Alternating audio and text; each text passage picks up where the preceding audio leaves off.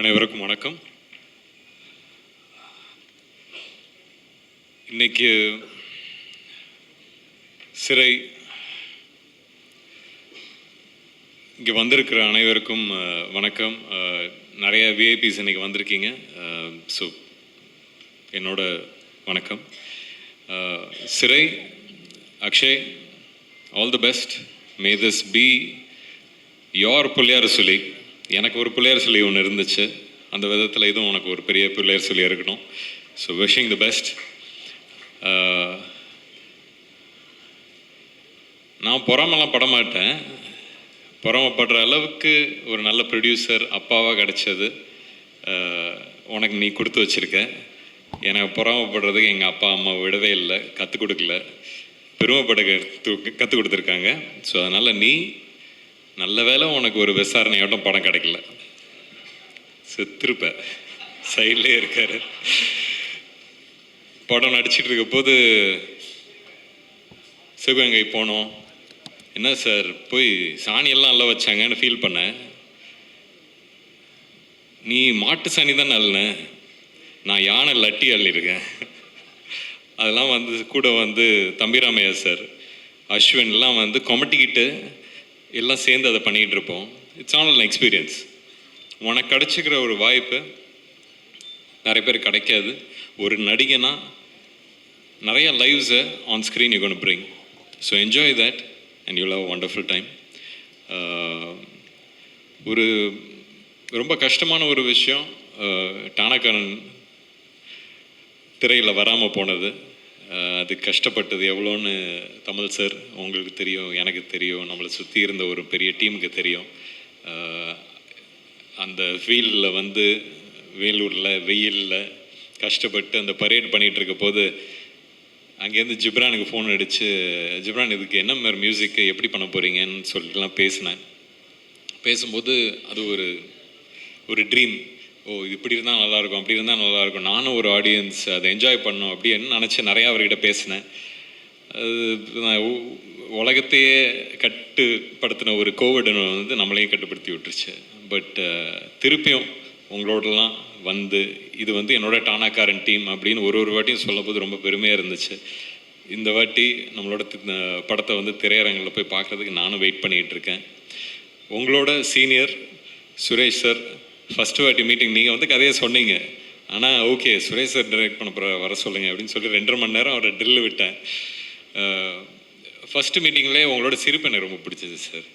சரி ஓகே உங்கள்கிட்ட எது இருந்தாலும் பேசி, எனக்கு நான் நிறைய கேள்வி கேட்பேன், ஏன்னா அதுதான் எனக்கு பதில் சொல்லும். நான் என்ன செய்ய போகிறேன் எனக்கும் கொஞ்சம் தெளிவு இருந்துச்சுன்னா டைரக்டர்கிட்டேருந்து வாங்குறது மட்டும்தான் என்னோடய வேலை.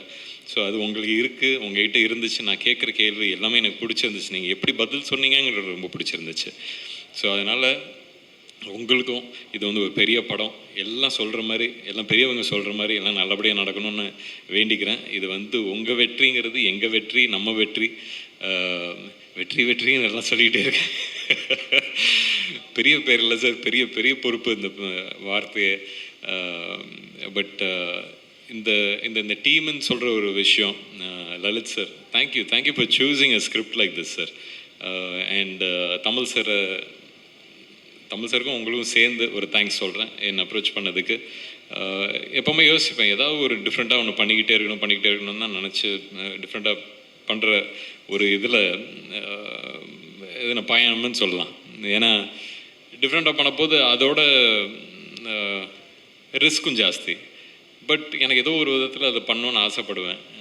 அதனால தான் தமிழ் வந்தபோது கூட எனக்கு ஓகே போலீஸ் கதையா, ஓகே அப்போ இன்னொரு போலீஸ் கதையா, இது நம்ம இப்போ தான் டானாக்காரன் பண்ணோம், எல்லாருக்கும் ஃப்ரெஷ்ஷாக மைண்டில் இருக்கும், அது எப்படி எடுத்துகிட்டு போக போகிறோம் அப்படிங்கிற ஒரு டவுட் இருந்துச்சு. ஆனால் ஒரு கதையை சொல்ல போது அதோட சுவாரஸ்யம், அதோட ஒரு டெப்த்து, கேரக்டரோட டெப்த்து எல்லாமே அவ்வளோ நல்லா இருந்துச்சு.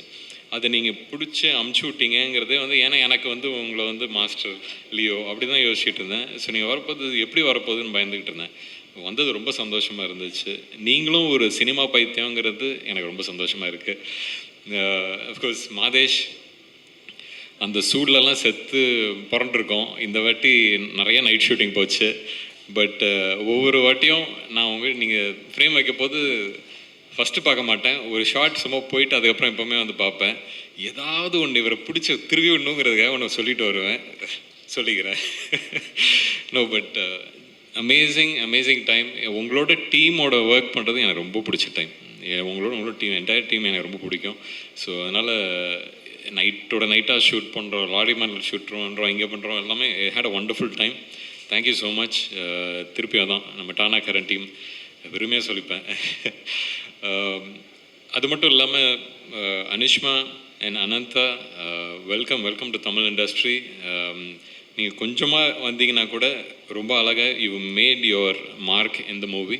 So congrats on that. And Anishma and your pair is wonderful throughout the movie. ரொம்ப நல்லா இருந்துச்சு. இட்ஸ் எப்படி சொல்கிறது, எல்லாமே நல்லா இருந்துச்சு. நம்மளோட ஆர்டிஸ்ட் ஒருத்தரும் பெர்ஃபார்ம் பண்ண போது சரி அவங்களும் they've given so much life. அதுதான் that is only thing I look at. So I was so happy for everyone. And Justin, நீங்கள் உங்களோட ஆதங்கத்தை சொன்னீங்க. நான் நாங்கள்லாம் ஷூட் பண்ண போது இந்த இடத்துல என்ன மாதிரி சாங் வரப்போகுது என்ன இதுன்னு நானும் ஓடிக்கிட்டே இருந்தேன். பட் அந்த மன்னிச்சராக இருக்கட்டும், இல்லை நீலோத்தியாக இருக்கட்டும், இதெல்லாம் அந்த அந்த படத்தோட டெம்போ புரிஞ்சுக்கிட்டு அதை அவ்வளோ அழகாக you just elevated every thing to it. So அதனால் இப்போ நீங்கள் கோவப்பட்டீங்களோ அதெல்லாம் இல்லை, எனக்கு கரெக்டாக பண்ணியிருக்கீங்க, அதுதான் சந்தோஷம். அண்ட் ஆஃப்டர் இருக்கப்பட்டு to have to work with you I'm very grateful. Thank you. And இதுக்கு மேலே என்ன சொல்கிறது, நம்ம டீம் வேறு யாராவது விட்டேன்னா ஃபிலோ தெரியும், நீங்கள் அங்கேருந்து அப்படியே வேணாம் சொல்லுவீங்க தெரியும். Philo, thank you. நீங்கள் ஒரு க்ரியேட்டிவ் ஹெட்டாக இந்த படத்துக்கு இருந்து எல்லாத்தையும் பண்ணியிருக்கீங்கிறது எனக்கு ஓரளவுக்கு தெரியும். ஸோ அதனால் லலித் சரோட ஒரு ரைட் ஹேண்டாக இருந்திருக்கீங்க இந்த படத்துக்கு. ஒரு படம் எவ்வளோ முக்கியங்கிறத சுப்பிரமணியம் சார் சொன்னார். அந்த நம்பிக்கை எனக்கும் ரொம்பவே இருக்குது. ஒரு டைரக்டர் தான் அவரோட கதையை தான் நாங்கள் எடுத்துகிட்டு வரோம். நான் எப்போவுமே சொல்கிறது ஒரு ஸ்க்ரீனுக்கு எடுத்துகிட்டு வர்றதுக்கு ஸ்கிரிப்டில் இருக்க தான் ஸ்க்ரீனுக்கு எடுத்துகிட்டு வரப்போம். நம்ம ஸ்கிரிப்டை ஓகே பண்ணிட்டோன்னா அந்த போராட்டமே அங்கேருந்து ஸ்க்ரீனுக்கு வர்றது தான். நீங்கள் ஃபஸ்ட்டு ஆடியன்ஸ், நீங்கள் அதை பார்த்து ஓகே பண்ணுறீங்க, அதுதான் முக்கியம். So thank you for being that grace over that. And இன்றைக்கி வேறு யாரோ விட்டுன்னு தெரியல, but thank you Suri, wonderful work. ஆக்டர்ஸ்னால் அவங்க பாடுபடுறதுங்கிறது உண்மையான ஒரு விஷயம். அதுக்கு நீங்கள் பாடுபட வச்சுருக்கீங்க. Be very happy about it. And Varshini, thank you, you brought a sense of originality into it. And இன்றைக்கி யாரெல்லாம் இன்றைக்கி இந்த படத்தை பற்றி பேசுனீங்களோ ரொம்ப நன்றி. படம் பார்த்துட்டு பேசுனவங்களுக்கு ரொம்ப நன்றி. பிசி ஸ்டண்ட், கங்க்ராட்ஸ். உங்களுக்கு இது ஒரு பெரிய ஒரு எப்படி ஒரு ஆங்கரிங்காக இருக்கும்னு நம்புகிறேன். And also writers, amazing work. அதுதான் team work again. I'm very happy. ஒரு நல்ல டீம் கிடைக்கலையான்னு எஸ்எஸ்சி சார் சொல்லிட்டு இருந்தார். இது ஒரு நல்ல டீம், பெருமைப்படுற ஒரு டீம். இந்த டீமோட நான் இருக்கிறதுல ரொம்ப சந்தோஷப்படுறேன். Thank you. And press and media, என்றைக்குமே உங்களோட சப்போர்ட் இருக்கும் இந்த மாதிரி ஒரு படங்களுக்கு. நீங்களும் இந்த படத்தை பார்க்குறதுக்கு நான் வெயிட் பண்ணிகிட்ருக்கேன். படம் பார்த்துட்டு அதுக்கப்புறம் நிச்சயம் பேசலாம். உங்களோட அன்பும் ஆதரவும் என்றைக்கும் இருக்கணும். நன்றி. எல்லாருக்கும் வணக்கம். நான் இங்கே நன்றி சொல்ல தான் வந்திருக்கேன். ஃபஸ்ட் நன்றி லலித் சாருக்கு. அதுக்கு முன்னால் அந்த நன்றி ஃபிலோவுக்கு தான் சொல்லணும். ஃபிலோ ஃபோன் பண்ணி லலித் சார் உங்கள்கிட்ட பேசணும்னு சொன்னார் அப்படின்னு சொன்னாப்புல. அப்புறம் லலித் சார் எங்கிட்ட பேசினாப்புல நான் போனேன். நான் கதை சொல்கிற இதிலலாம் போகல, சும்மா லலித் சாரை பார்த்து பேசுவோம் அப்படின்னு போனோடனே லலித் சார் சொன்னார், விசாரணை மாதிரி ஒரு படம் பண்ணணும் அப்படின்னு சொன்னார். என்கிட்ட பண்ணணும் அப்படின்னு சொன்ன உடனே நான் சொன்னேன், அவர் பெரிய ப்ரொடியூசர், அவர் பையனை எப்படி வேணாலும் அவர் அறிமுகப்படுத்தலாம். ஒரு ஃபேண்டஸியா அப்படி பண்ணனா அவனும் அப்படி தான் சொன்னான் ஒரு இன்டர்வியூவில். நான் ஃபேண்டஸியாக தான் அறிமுகம் பண்ணேன், எங்கள் அப்பா தான் இந்த கதையில் தள்ளி விட்டார் அப்படின்னா.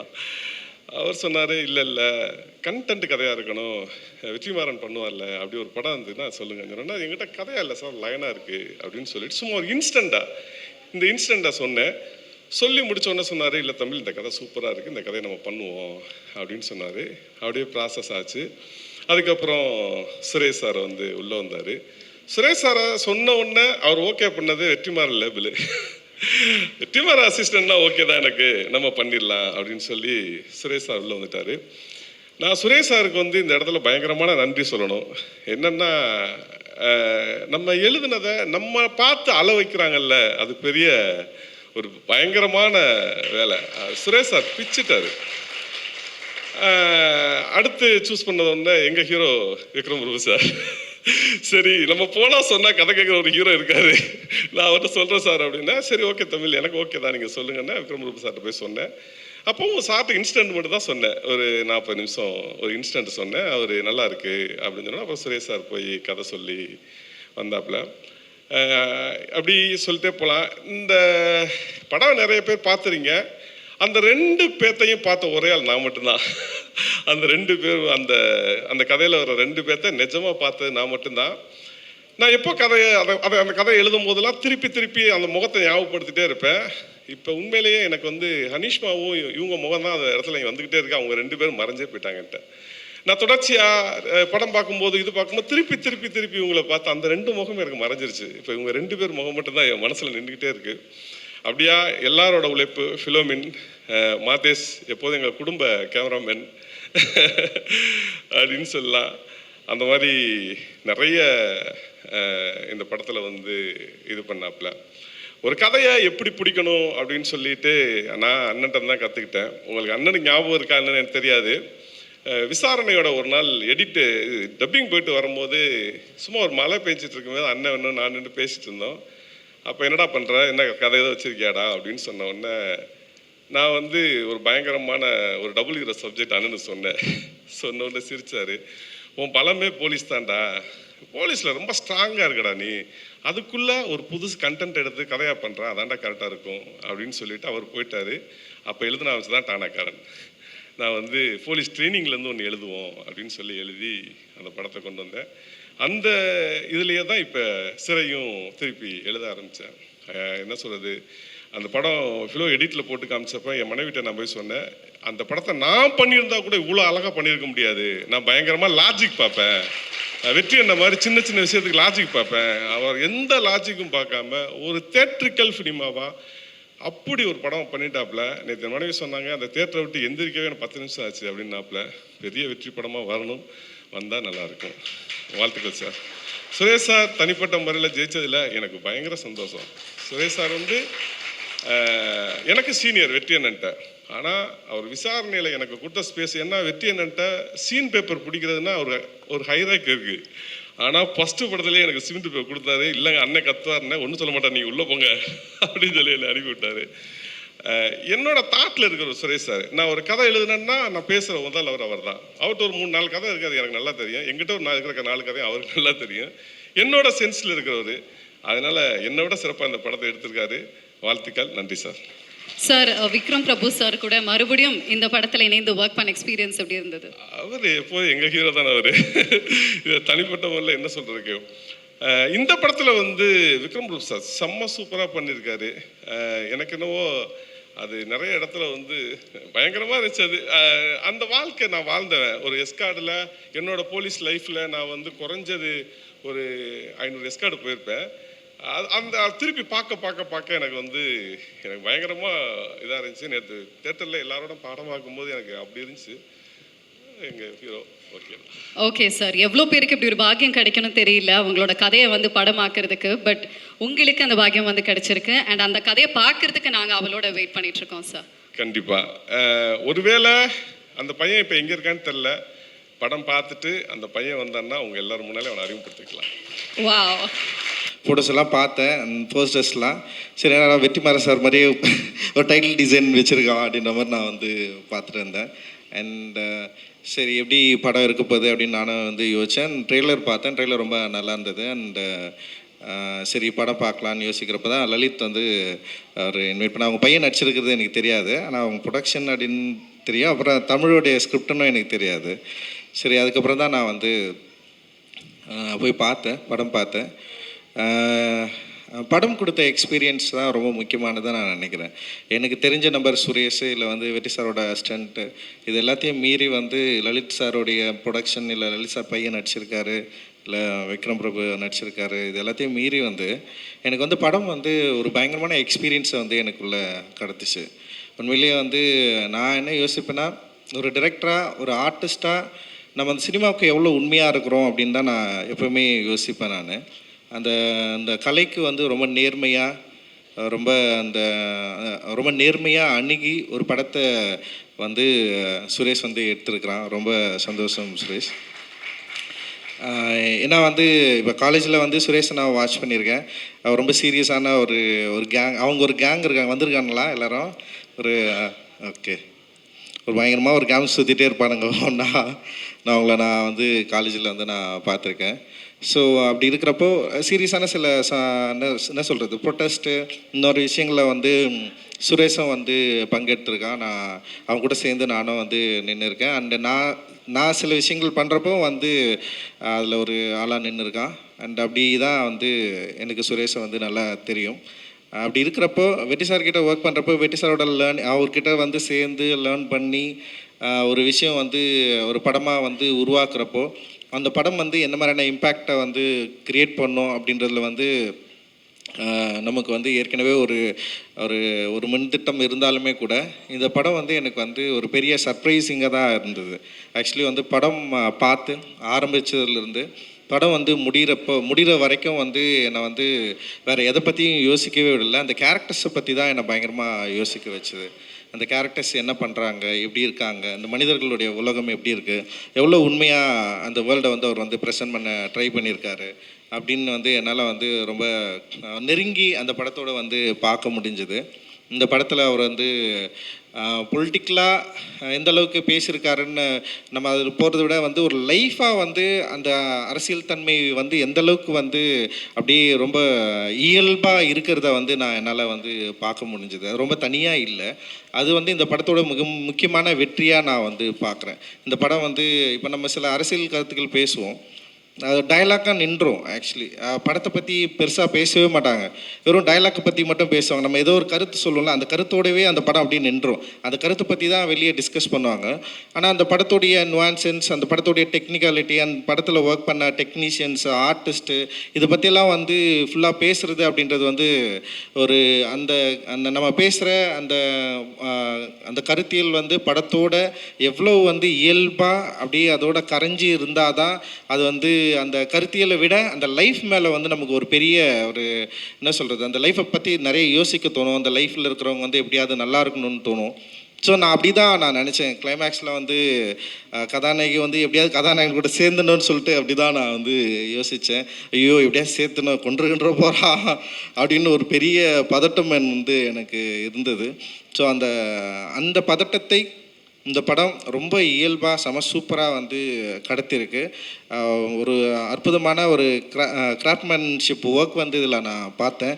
அண்ட் வந்து என்ன சொல்கிறது, அந்த டெக்னீஷியனை ஹேண்டில் பண்ண விதம் இருக்குல்ல, குறிப்பாக எடிட்டரோட ஒர்க் வந்து ரொம்ப அற்புதமாக இருந்தது.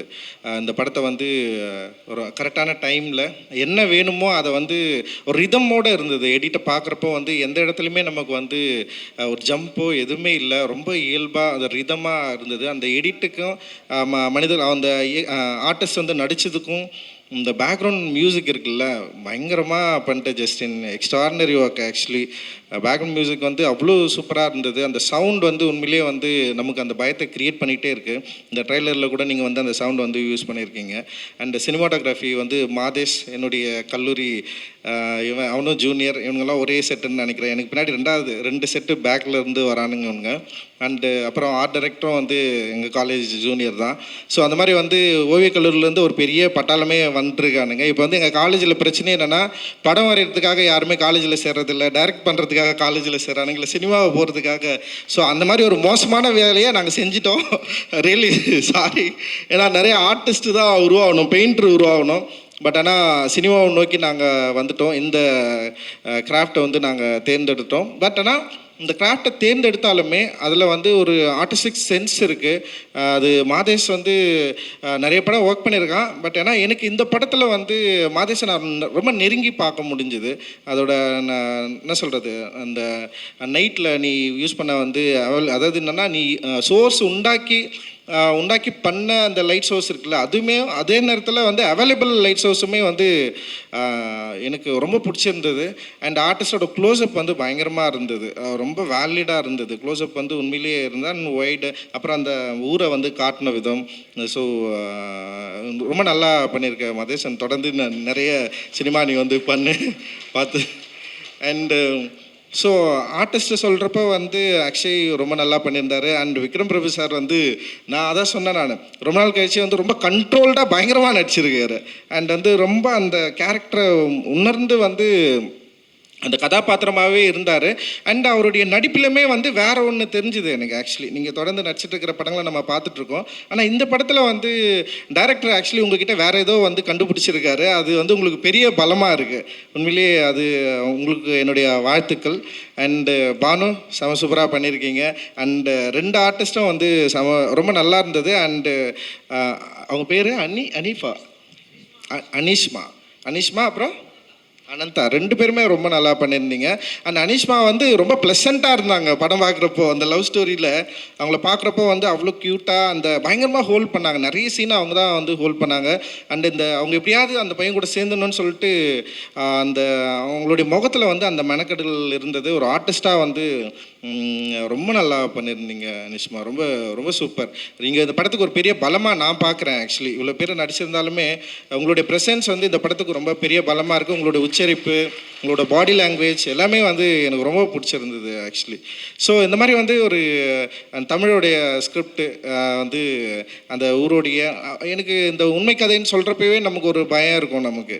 சரி இது எல்லாமே உண்மையாக இருக்குமா, இவ்வளோ உண்மையெல்லாம் இருப்பாங்களா, எனக்கெல்லாம் போலீஸ்காரங்களாம் இவ்வளோ நல்லவங்களா இருப்பாங்களா,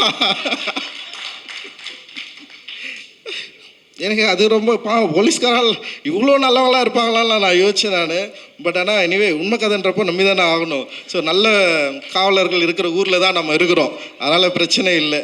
அதனால் வந்து உண்மையிலேயே வந்து இந்த மாதிரியான காவலர்கள் தான் வந்து மனித நேயத்தையும் மக்கள் உண்மையிலேயே காவல் அப்படின்றது வந்து சின்ன வயசில் வந்து நம்ம வந்து படிச்சிருப்போம். 3rd ஸ்டாண்டர்டு 4th ஸ்டாண்டர்ட் நினைக்கிறேன். காவலர் உங்கள் நண்பன் சொல்லிட்டு ஒரு டெக்ஸ்ட் புக்கில் வந்து இருக்கும். அந்த நண்பர்களை நம்ம தேடி ரொம்ப நாள் தேடிட்டே இருக்கிறோம்.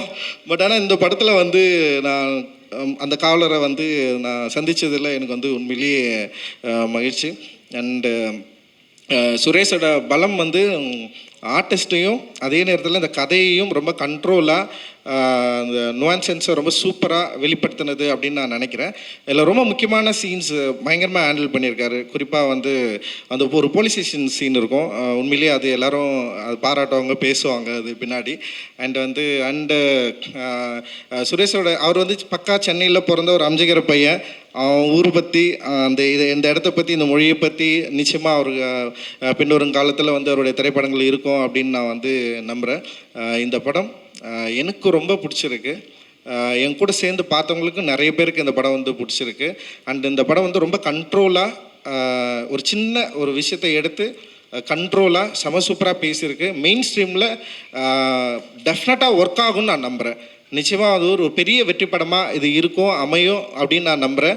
அண்டு இந்த கதையை நம்பி படம் எடுத்த லலித் சாருக்கு வந்து என்னுடைய மிகப்பெரிய நன்றியும் வாழ்த்துக்கள். அண்டு இந்த படத்தில் ஒர்க் பண்ண எல்லா டெக்னீஷியனுமே வந்து செம சூப்பராக வந்து ஒர்க் பண்ணியிருக்கிறீங்க. நீங்கள் இன்னும் ஒரு பெஸ்ட் டீமாக இந்த வருஷத்தில் இந்த படம் வந்து நிச்சயமாக வந்து மக்களால் ஏற்றுக்கொள்ளப்படும் அப்படின்னு நான் நம்புகிறேன். தொடர்ந்து நிறைய நல்ல சினிமாக்கள் வரணும்.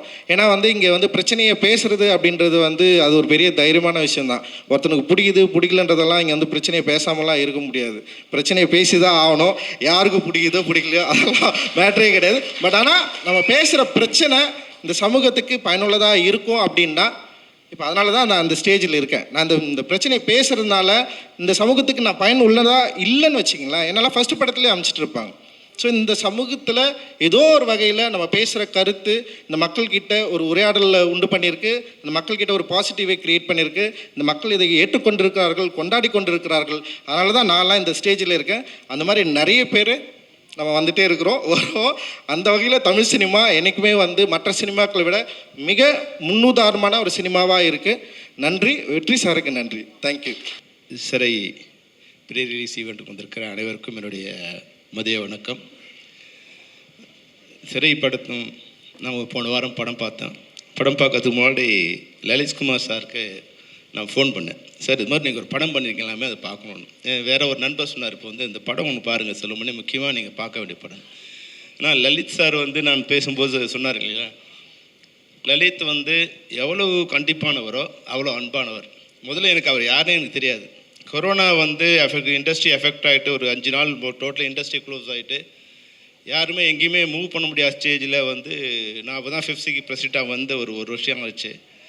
என்ன பண்ணுறதுனே தெரியல. எல்லாரோட ஏன்னா எங்களோட டெய்லி வேஜஸ் வந்து டெய்லி ஒர்க் பண்ணலாம், அவங்களுக்கு மறுநாள் சமைக்கிறது சாப்பாடு இருக்காத மாதிரி தான் இன்றைக்கி இந்த தமிழ் சினிமாவில் ஏறக்குறைய 20,000 தொழிலாளர்கள் அப்படி தான் இருக்காங்க. தொடர்ந்து 5 நாளுக்கு மூடிட்டாங்க. மறுபடியும் எப்போ திறக்க போகிறாங்கன்னே தெரியாத ஒரு ஸ்டேஜில் இருக்கும்போது நான் முதல்ல தானு சார் தான் ஃபோன் பண்ணேன். சார் எதாவது ஹெல்ப் பண்ணும் சார், என்ன வேணும்னாரு, ஒரு அரிசி இருந்தால் போதும் சார் அப்படின்னா. எவ்வளோ வேணும்னாரு, ஒரு 20,000 மூட்டை வேணும் அப்படின்னா. நான் ஒரு 1000 மூட்டை அனுப்பிச்சிடுறேன், நீ அடுத்த ஒருத்தருக்கு ஃபோன் பண்ணு, அவர் உனக்கு ஹெல்ப் பண்ணுவார்னார். அப்புறம் லலித் சார் ஃபோன் பண்ணேன், சார் இது மாதிரி கொஞ்சம் ஹெல்ப் வேணும். உடனே மறுநாள் வந்தார், நேராக ஒரு 10 லட்ச ரூபாய்க்கு வந்து செக் கொடுத்தார். உண்மையிலேயே தமிழ் திரை தயாரிப்பாளர்கள் அன்றைக்கி 10 லட்சங்கிறது எங்களுக்கு பெரிய விஷயம். எங்களை தேடி வந்து நாங்கள் போகாமல் அவரே வந்து செக் கொடுத்தார். அப்போ அவர் எனக்கு பெரிய பழக்கம் இல்லை, படம் மாஸ்டர்னு படம் எடுத்துகிட்டு இருந்தார். அதனால மாஸ்டர்னே நான் கூப்பிட ஆரம்பிச்சிட்டேன். அவர் பேர் என்னெல்லாம் எனக்கு சரியாக ஞாபகம் இல்லை. லலிதா மாஸ்டர்னு தெரியாமல் மாஸ்டர்னே கூப்பிட ஆரம்பிச்சிட்டேன். அதுலேருந்து இன்றைக்கி வரைக்கும் நிறைய தடவை எனக்கு ஃபோன் பண்ணியிருக்காரு. இப்போ சொன்னால் அருண் சொன்னார் இல்லைங்களா, சின்ன சின்ன விஷயத்துக்கு தயாரிப்பாளர்கள் வந்து கற்றுக்க வேண்டிய விஷயத்த வந்து நிறைய வச்சுருக்காரு லலித். என்னென்னா ஜூனியர் ஆர்டிஸ்ட் பேமெண்ட் ஒன்று இருக்கும். சார் என்ன சார் இது இவ்வளோ போட்டிருக்கீங்க, இவ்வளோ அதிகமாக இருக்குது சார், 1.5 கால் ஷீட் போட்டாங்க சார். நான் நினைப்பேன், என்ன மாஸ்டர் படம் எடுக்கிறவங்க இதெல்லாம் உட்காந்து பண்ணிட்டு இருக்காங்களேன்னு. அதனால தான் தொடர்ந்து வந்து படம் எடுக்கிறதுக்கு காரணமே வந்து தயாரிப்பாளர்கள் வந்து சின்ன சின்ன திருதுளி தான் பெருகும். அப்போது அந்த சின்ன ஸ்மால் ட்ராப்ஸ் தான் மேக்ஸ் எ ஓஷன். அப்போ சின்ன சின்ன விஷயங்கள்லேருந்து கவனித்து அதை கடைசி வரைக்கும் வந்து அதை அவங்களுடைய கண்காணிப்பிலே வச்சுக்கிறதால தான் அந்த தயாரிப்பாளர் தொழிலில் வந்து அவங்க தொடர்ந்து இருக்க முடியுது. ஏன்னா இன்றைக்கி இண்டஸ்ட்ரி வந்து உண்மையாகவே நல்லா இருக்குது, ஆனால் தயாரிப்பாளருக்கு நல்லா இல்லை. சுப்பிரமணிய சார் நல்லா இருக்காரு கேட்டால் நான் ரொம்ப சந்தோஷமாக இருக்கேங்கிறாரு, ஆனால் அவர் படம் எடுத்து கொடுக்குற தயாரிப்பாளர் நல்லா இருக்காரு என்ன. அப்போ என்னென்னா அது வந்து ஸ்ட்ரீம் லைன் ஆகலை. அப்போது இப்போ லலித் சார் மாதிரி இருக்கவங்க வந்து அதை கரெக்டாக ஒழுங்கு பண்ணிக்கிட்டாங்கன்னா நிச்சயமாக இன்றைக்கி வந்து அன்னைக்கு வந்து 10 லட்சம் பேர் படம் பார்க்குறாங்கன்னா இன்றைக்கி 10 கோடி பேர் படம் பார்க்குறாங்க. இன்றைக்கி தமிழ் படங்களில் தமிழர்கள் மட்டும் பார்க்குறதில்ல, உலகம் முழுக்க இருக்கிற அனைத்து மனிதர்களும் பார்க்குறாங்க, மொழி தெரியாதவங்களாம் பார்க்குறாங்க. அப்போது எல்லாருக்கும் தெரிஞ்ச மாதிரியான படங்கள் இன்றைக்கி வந்து உலகம் முழுக்க போய் சேரும்போது அதனுடைய வருமானம் பல மடங்கு அதிகரிச்சிருச்சு. ஆனால் தயாரிப்பாளர்கள் தான் வந்து சேரலை. அதுக்கு வந்து ஒரு ஸ்ட்ரீம் லைன் சரியாக பண்ணாங்கன்னா வந்து நிச்சயமாக லலித் சார் மாதிரி எல்லாருமே கேர்ஃபுல்லாக இருந்தாங்கன்னா நிச்சயம் அது வந்து சிறப்பாக இருக்கும். அதுதான் இன்றைக்கி நான் லலித் சார் மேடையில் நான் சொல்ல விரும்புகிறேன் தயாரிப்பாளருக்கு.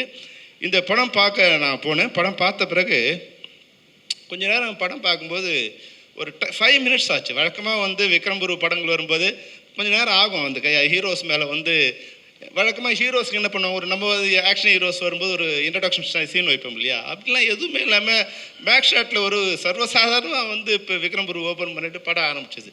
என்னடா படம் நல்லா இருக்குனாங்களே, ஓப்பனிங்கே இது மாதிரி இருக்குது அப்படிங்கிற மாதிரி நினச்சேன். ஆனால் அடுத்த 3வது நிமிஷம் அந்த குற்றவாளியோட முதுகில் அவன் புல்லட் அடித்து நிமிர்ந்த உடனே படம் அங்கே நிமிர ஆரம்பிச்சிடுச்சு. விக்ரம் பிரபு அங்கே ஹீரோவாக வந்து ஸ்டாண்ட் பண்ணிட்டார். நிச்சயமாக வந்து உங்களுக்கு பிரபு இது வந்து ஒரு மிகப்பெரிய அவுட்கமாக இருக்கும் இந்த படம். உங்களை பற்றி படம் முடியும் போது ஒரு 4 பேர் வந்து இப்போ ஆடியன்ஸோட இதில் போய் உட்காந்துறாங்க, அதில் முதல் இடத்துல நீங்கள் உட்காந்துருக்கீங்க. அதுக்கப்புறமா வந்து அடுத்து வந்து டைரக்டரு. நான் படம் பார்க்கும்போது படம் பார்த்துட்டு வெளியே வந்து சொன்னேன், சார் இது என்ன சார் இது வெற்றிமாறன் படம் மாதிரி இருக்கே அப்படின்னு. இன்னும் லலித் சிரிச்சார், ஏன் சார் சிரிக்கிறீங்கன்னு.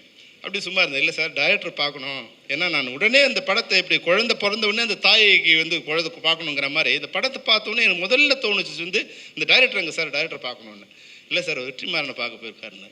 ஏன் சார்னா அவர் வெற்றிமாறன் அசிஸ்டன்ட் சொன்னார். ஸோ உங்களுடைய ஸ்டாம்ப் வந்து அந்த படத்தில் இருக்குது, டைரக்டராக வந்து உங்கள் ஸ்டாம்பை வந்து அவர் பிரதிபலிச்சிருக்காரு. அது மட்டும் இல்லை, உங்ககிட்ட இல்லாத ஒரு ஸ்பெஷல் குவாலிட்டியும் அவர்கிட்ட இருக்குது. என்னென்ன சின்ன சின்ன விஷயங்களை வந்து ரொம்ப மைன்யூட்டாக மனித உணர்வுகளை வந்து மைன்யூட்டாக வந்து கவனிச்சிருக்காங்க.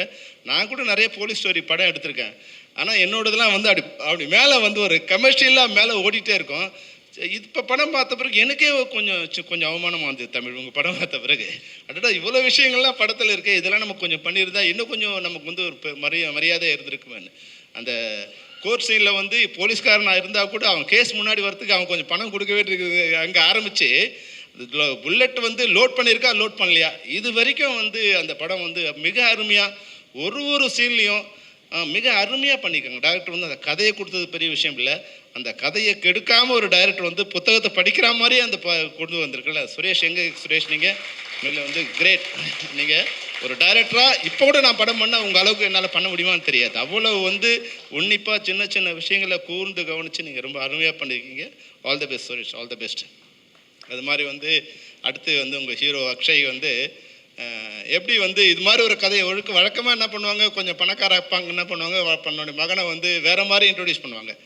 எப்படி வந்து இந்த கேரக்டரில் எப்படி நடிக்க சம்மதிச்சார் லலித் அப்படின்போது இப்போ தமிழ் மகேஷ் பேசுவோம் சொன்னார் நினைக்கிறேன். சரி இது மாதிரி விசாரணை மாதிரி ஒரு படம் பண்ணணும். அப்போது எப்படி வந்து அவர் போய் பாதிச்சிருக்கார் வெற்றிமாறன்னா, அவர் இது மாதிரி ஒரு படம் பண்ணி அதில் தம் பையனை இன்ட்ரடியூஸ் பண்ணணும்னு நினைக்கிறாங்க இல்லையா. படம் பார்த்து முடியும் போது அந்த பொண்ணும் பையனும் அப்படியே வந்து நம்மளுடைய ஹார்ட்டில் வந்து உட்காந்துருக்காங்க. அவங்க கேரக்டராக இல்லாமல் ஒரு பெரும்பாலும் வந்து அதுதான் இப்போ நீங்கள் சொன்னீங்க இல்லையா, எங்கள் அப்பாவை பார்த்து எங்கள் அப்பாவுக்கு ஒன்று சண்டை வந்துனே இருக்கணும். அப்பனுக்கும் பிள்ளைக்கு சண்டை வரலன்னா பையன் உருப்பட மாட்டான்னு அர்த்தம். ஏன்னா சண்டை வந்துனே இருக்கணும். அப்பா வந்து அதை கரெக்ட் பண்ணிகிட்டே இருப்பார். ட்ராக் கொஞ்சம் கொஞ்சம் தள்ளுவான் பையன், அவனை தூக்கி ட்ராக்கில் உட்கார வைக்க அப்போ போராடிட்டே இருப்பான். அப்போ பையனுக்கு வந்து ஒரு சண்டை வந்துனே இருக்கும். ஆனால் இந்த படம் பார்த்த பிறகு நீங்கள் எவ்வளோ பெரிய கிரேட்டுன்னு தெரிஞ்சு. ஏன்னா இப்படி வசதியாக வளர்ந்த பசங்களுக்கு இந்த கேரக்டரை எப்படி வந்து உள்வாங்கிறது, முதல்ல இந்த கேரக்டரை எப்படி நடிக்கிறது, சினிமாவில் நடிக்கிறது வேறு, இந்த கேரக்டரில் வந்து ஒரு விஷயத்தில் வந்து நீங்கள் வந்து அந்த கறிக்கடையில் நிற்கிறதுலேருந்து, அம்மாவை பைக்கில் கூட்டு வர்றதுலேருந்து, போலீஸ் ஸ்டேஷனில் வர்ற சட்டையை மாற்றுறதுலேருந்து, சோப்பை வாங்குறதுலேருந்து, சின்ன சின்ன நுணுக்கமான விஷயங்களை வந்து நீங்கள் கூர்ந்து கவனித்து அதை வந்து அழகாக வந்து ரீப்ரொடியூஸ் பண்ணியிருக்கீங்க. வந்து உள்வாங்கி நடக்கிறது இல்லையா. அப்புறம் நான் கேட்டேன், இப்போ தான் வந்து சூரியர் ஊயிஸ் சூரியன் கிரேட் மேன் கிரேட். நீங்கள் ஏன்னா இந்த படத்தோட வெற்றிக்கு நீங்கள் வந்து மிகப்பெரிய பங்காற்றிருக்கீங்க. ஏன்னா ஒருத்தர் சொன்னார், சார் இல்லை சார் இவங்க எல்லாரும் சிவகங்கை கூட்டு போயிட்டு அவங்கள வந்து அவங்களே வாழ வச்சாங்க, அவங்களே சமைக்க சொல்லி அவங்களே சாப்பிட சொல்லி எல்லா வேலையும் பண்ண வச்சாங்க. அப்போ வந்து அங்கே நடிகனாக இல்லாமல் தன்னுடைய வாழ்ந்த வாழ்க்கையை அவங்க வந்து திருப்பி ரீப்ரொடியூஸ் பண்ணுற மாதிரி இருந்திருக்கு. அப்படிங்கும் போது அந்த கேரக்டர் எல்லாமே மிக பிரம்மாண்டமாக வந்திருக்கு. அது மட்டும் இல்லாமல் நான் படம் எடுக்கும்போது மன்சூர் அலிகான் சொன்னான், அண்ணா என் பேரை மாற்றி வச்சுக்கலான்னு. ஏன்டா என்ன இல்லை என்ன முஸ்லீம் பேராக இருக்குது எல்லாருக்கும். ஆனால் இந்த படம் பார்க்கும்போது இது வந்து முஸ்லீம் மக்கள் அனைவரும் தலையில் தூக்கி கொண்டாட வேண்டிய படமாக இருக்கும். இது வந்து அவங்கள வந்து நிறைய நேரம் நம்ம கூட தெரியும், அந்த மக்களோட உணர்வு தெரியாமல் இருந்திருக்கும். ஏன்னா வந்து ஒருத்தர் ரஞ்சித் சொன்னார், நீ அந்த இடத்துல இருந்து பாடுற வழி அப்போ தான் உனக்கு தெரியணும்னு. நான் கூட சில படங்களில் வந்து முஸ்லீம்ஸை வந்து கொஞ்சம் வில்லனாக காமிச்சிருப்போம். அது என்னென்னா நம்ம அப்படியே பழகிட்டோம் இல்லையா, நம்ம வந்து அது முன்னாடி இருந்த இன்ஃப்ளூயன்ஸ் ஆகிருப்போம். ஆனால் இந்த கேரக்டர் வரும்போது அந்த போலீஸ் ஸ்டேஷன் சீன் வந்து இந்திய ஒருமைப்பாட்டுக்கு ஒரு உதாரணமாக அந்த போலீஸ் ஸ்டேஷன் சீன் அமைஞ்சிருக்கு. உண்மையாக வந்து அது நீங்கள் தமிழ் சொல்லியிருந்தாலும் டைரக்டர் எடுத்திருந்தாலும் எனக்கு பார்க்கும்போது உண்மையால் இந்த மதத்தின் பேரால் அரசியல் நடத்துகிறவங்க தூக்கி காலில் திருப்பி அடித்த மாதிரி வந்து ஒரு மிகப்பெரிய ஒரு இது கிடச்சிது. அவ்வளோ அழகான சொல்லி ஆஹா எவ்வளோ சிறந்த மனிதர்கள். இப்போது நான் வந்து சின்ன வயசில் ஸ்கூலில் படிச்சுட்டு இருக்கும்போது எங்கள் ஊரில் ஒரே ஒரு முஸ்லீம் ஃபேமிலி தான் இருக்கும். ஆனால் ரம்ஜான் வரும்போது அவங்க வந்து சமைச்சு எல்லா வீட்டுக்கும் வந்து பிரியாணி அனுப்புவாங்க. அப்போ அவங்க அது இன்னொரு மதமே எங்களுக்கு தெரியாது. அது ஏதோ ஒரு நம்ம சின்ன சின்ன பிரிவில் அது ஒரு பிரிவாக தான் நினச்சிருக்கோம். ஆனால் நாங்கள் இப்போ வரும்போது இப்போ அங்கே போகும்போது பார்த்தீங்கன்னா அந்த சின்ன ஒரு வேறுபாடை இப்போ எங்களால் கண்டுபிடிக்க முடியுது. இப்போ முன்னாடி வந்து அந்த வேறுபாடே இல்லை, ஆனால் இப்போ அந்த வேறுபாடை கண்டுபிடிக்க முடியுது. இதுக்கு சினிமாவை கூட ஒரு காரணமாக இருந்திருக்கும். அது மாதிரி மனக்காயத்தெல்லாம் ஆற்றத்துக்கு இது மாதிரியான படங்கள், இது மாதிரியான கலைஞர்கள், இது மாதிரியான கருத்துள்ள கண்டென்ட் வந்து அந்த அந்த அந்த கலரை மாற்றக்கூடிய வாய்ப்பு இருக்குது இந்த படம். அந்த ஒரு சீனில் மட்டும் இல்லாமல் பின்புலமாகவே வந்து ஒரு ஹீரோ நேமே அதை வச்சுட்டு அதனால் என்னென்ன பிரச்சனை வந்திருக்கு, அதனால் ஆயிரக்கணக்கான பேர் வந்து எப்படி கஷ்டப்படுறாங்க. எங்கேயோ காஷ்மீரில் ஒருத்தன் குண்டு வைக்கிறதால தமிழ்நாட்டில் இருக்கிற ஒரு முஸ்லீம் பேரில் ஒரு கைது எப்படி பாதிக்கப்படுறாங்கிற அளவுக்கு வந்து மிக ஆழமாக இந்த படம் சொல்லுது. இந்த படம் வந்து யாரும் ப்ரொமோட் பண்ண வேண்டிய அவசியமே இல்லை. நீங்கள் ஃபஸ்ட் படம் நான் வந்து என் பயத்தோடு கேட்டேன் லலித் சார் ஃபோன் பண்ணி, மாஸ்டர் இது சென்சார் பண்ணிட்டீங்களான்னு. ஏன்னா எனக்கு ரொம்ப சந்தேகம் என்னன்னா இந்த படத்தை சென்சார் பண்ண முடியாது, ஏன்னா சென்சாரெல்லாம் அடி வாங்கினோம் நான், எனக்கு தெரியும் எப்படி சென்சார் அடிச்சிருப்பாங்கன்னு. ஆனால் மாஸ்டர் வந்து அதை கரெக்டாக புத்திசாலித்தனமாக அது ஒரு அதனால தான் இந்த படத்தை அவர் ப்ரொமோட் பண்ணலன்னு நினைக்கிறேன். சென்சார் வாங்குற வரைக்கும் படத்தை ப்ரொமோட் பண்ணலன்னு நினைக்கிறேன். இந்த படம் உண்மையிலே எப்படி சென்சார் பண்ணாங்கங்கிற அளவுக்கு உள்ள வந்து அவ்வளோ கான்ட்ரவர்ஷியான விஷயங்கள் வந்து மிக சிறப்பான விஷயங்கள் இருக்குது மாஸ்டர். இது நிச்சயமாக இந்த படத்தை யாரும் ப்ரொமோட் பண்ண வேண்டிய அவசியமே இல்லை. 25ஆம் தேதி காலையில் 11 மணிக்கு ஷோ ஓப்பனிங்னா 3 மணிக்கு அதனுடைய இது வந்து எல்லாருமே கொண்டு போய் சேர்த்துருவாங்க. அதனோட வெற்றி வந்து யாரும் தடுக்க முடியாது. உங்களுக்கும் உங்கள் மகனுக்கும் இந்த படம் வந்து வாழ்நாள் முழுக்க ஒரு சிறந்த திரைப்படமாக இருக்கும்.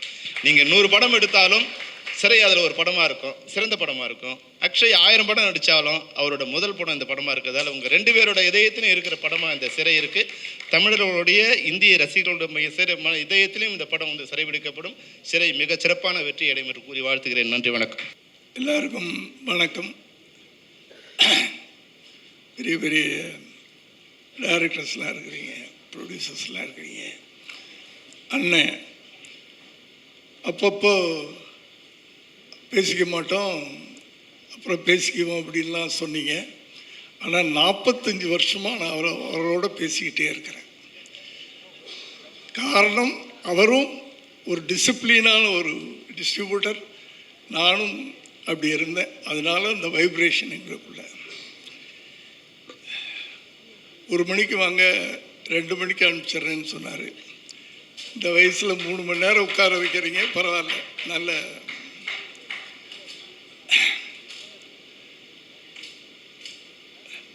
சார், எனக்கு நான் என்ன 83 வயசு. அதனால் அந்த பழைய படங்கள், ஸ்ரீதர்னு ஒரு டைரக்டர் இருந்தார். ஏன்னா நான் ஒரு டைரக்டர், அதனால் எப்போவுமே இந்த டைரக்டருங்களுக்கு ஒரு மரியாதை கொடுப்பேன். எனக்கு ரொம்ப அவர் ஒரு மானசீகமான குருவாக நான் அப்போ நினச்சிக்கிட்டு இருந்தேன், ஸ்ரீதர். அதற்கு பிறகு இந்த காலகட்டத்தில் பாலு மகேந்திரா சார், அவர் ஒரு, நான் டைரக்டர்னு சொல்ல மாட்டேன், அவர் ஒரு கவிஞர், ஒரு கவிதை தான். அவர் படங்கள் பூரா ஒரு கவிதையாக இருக்கும். அதில் கற்பனையே, எனக்கு தெரிஞ்ச கற்பனையாக இருக்காது. ஒரு நடைமுறை வாழ்க்கையில் ஒரு காதல் எப்படி இருக்கும், உண்மையான காதல். நான் அப்பத்த காதலை பற்றி சொல்லிகிட்டு இருக்கேன். அப்படியே ஒரு பாலு மகேந்திரா.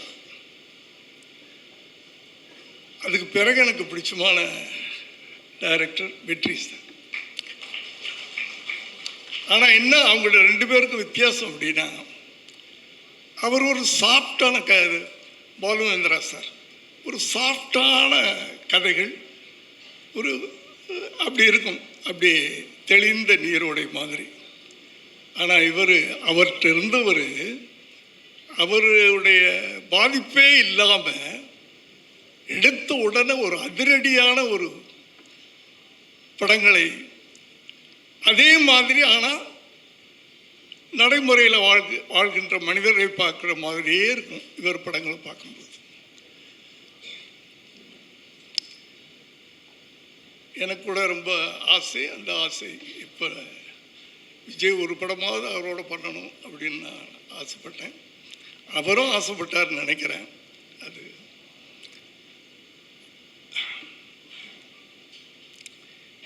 அவர்கிட்ட 15 வருஷம் ஒருத்தர் இருந்திருக்காரு.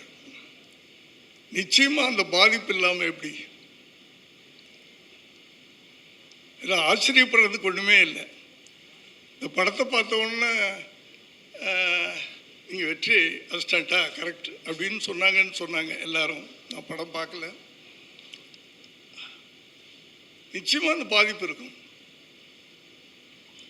ஏன்னா 15 வருஷமாக அவர்கிட்ட நீங்கள் இருந்திருக்கிறீங்க. இது ஒரு சின்ன உதாரணம்.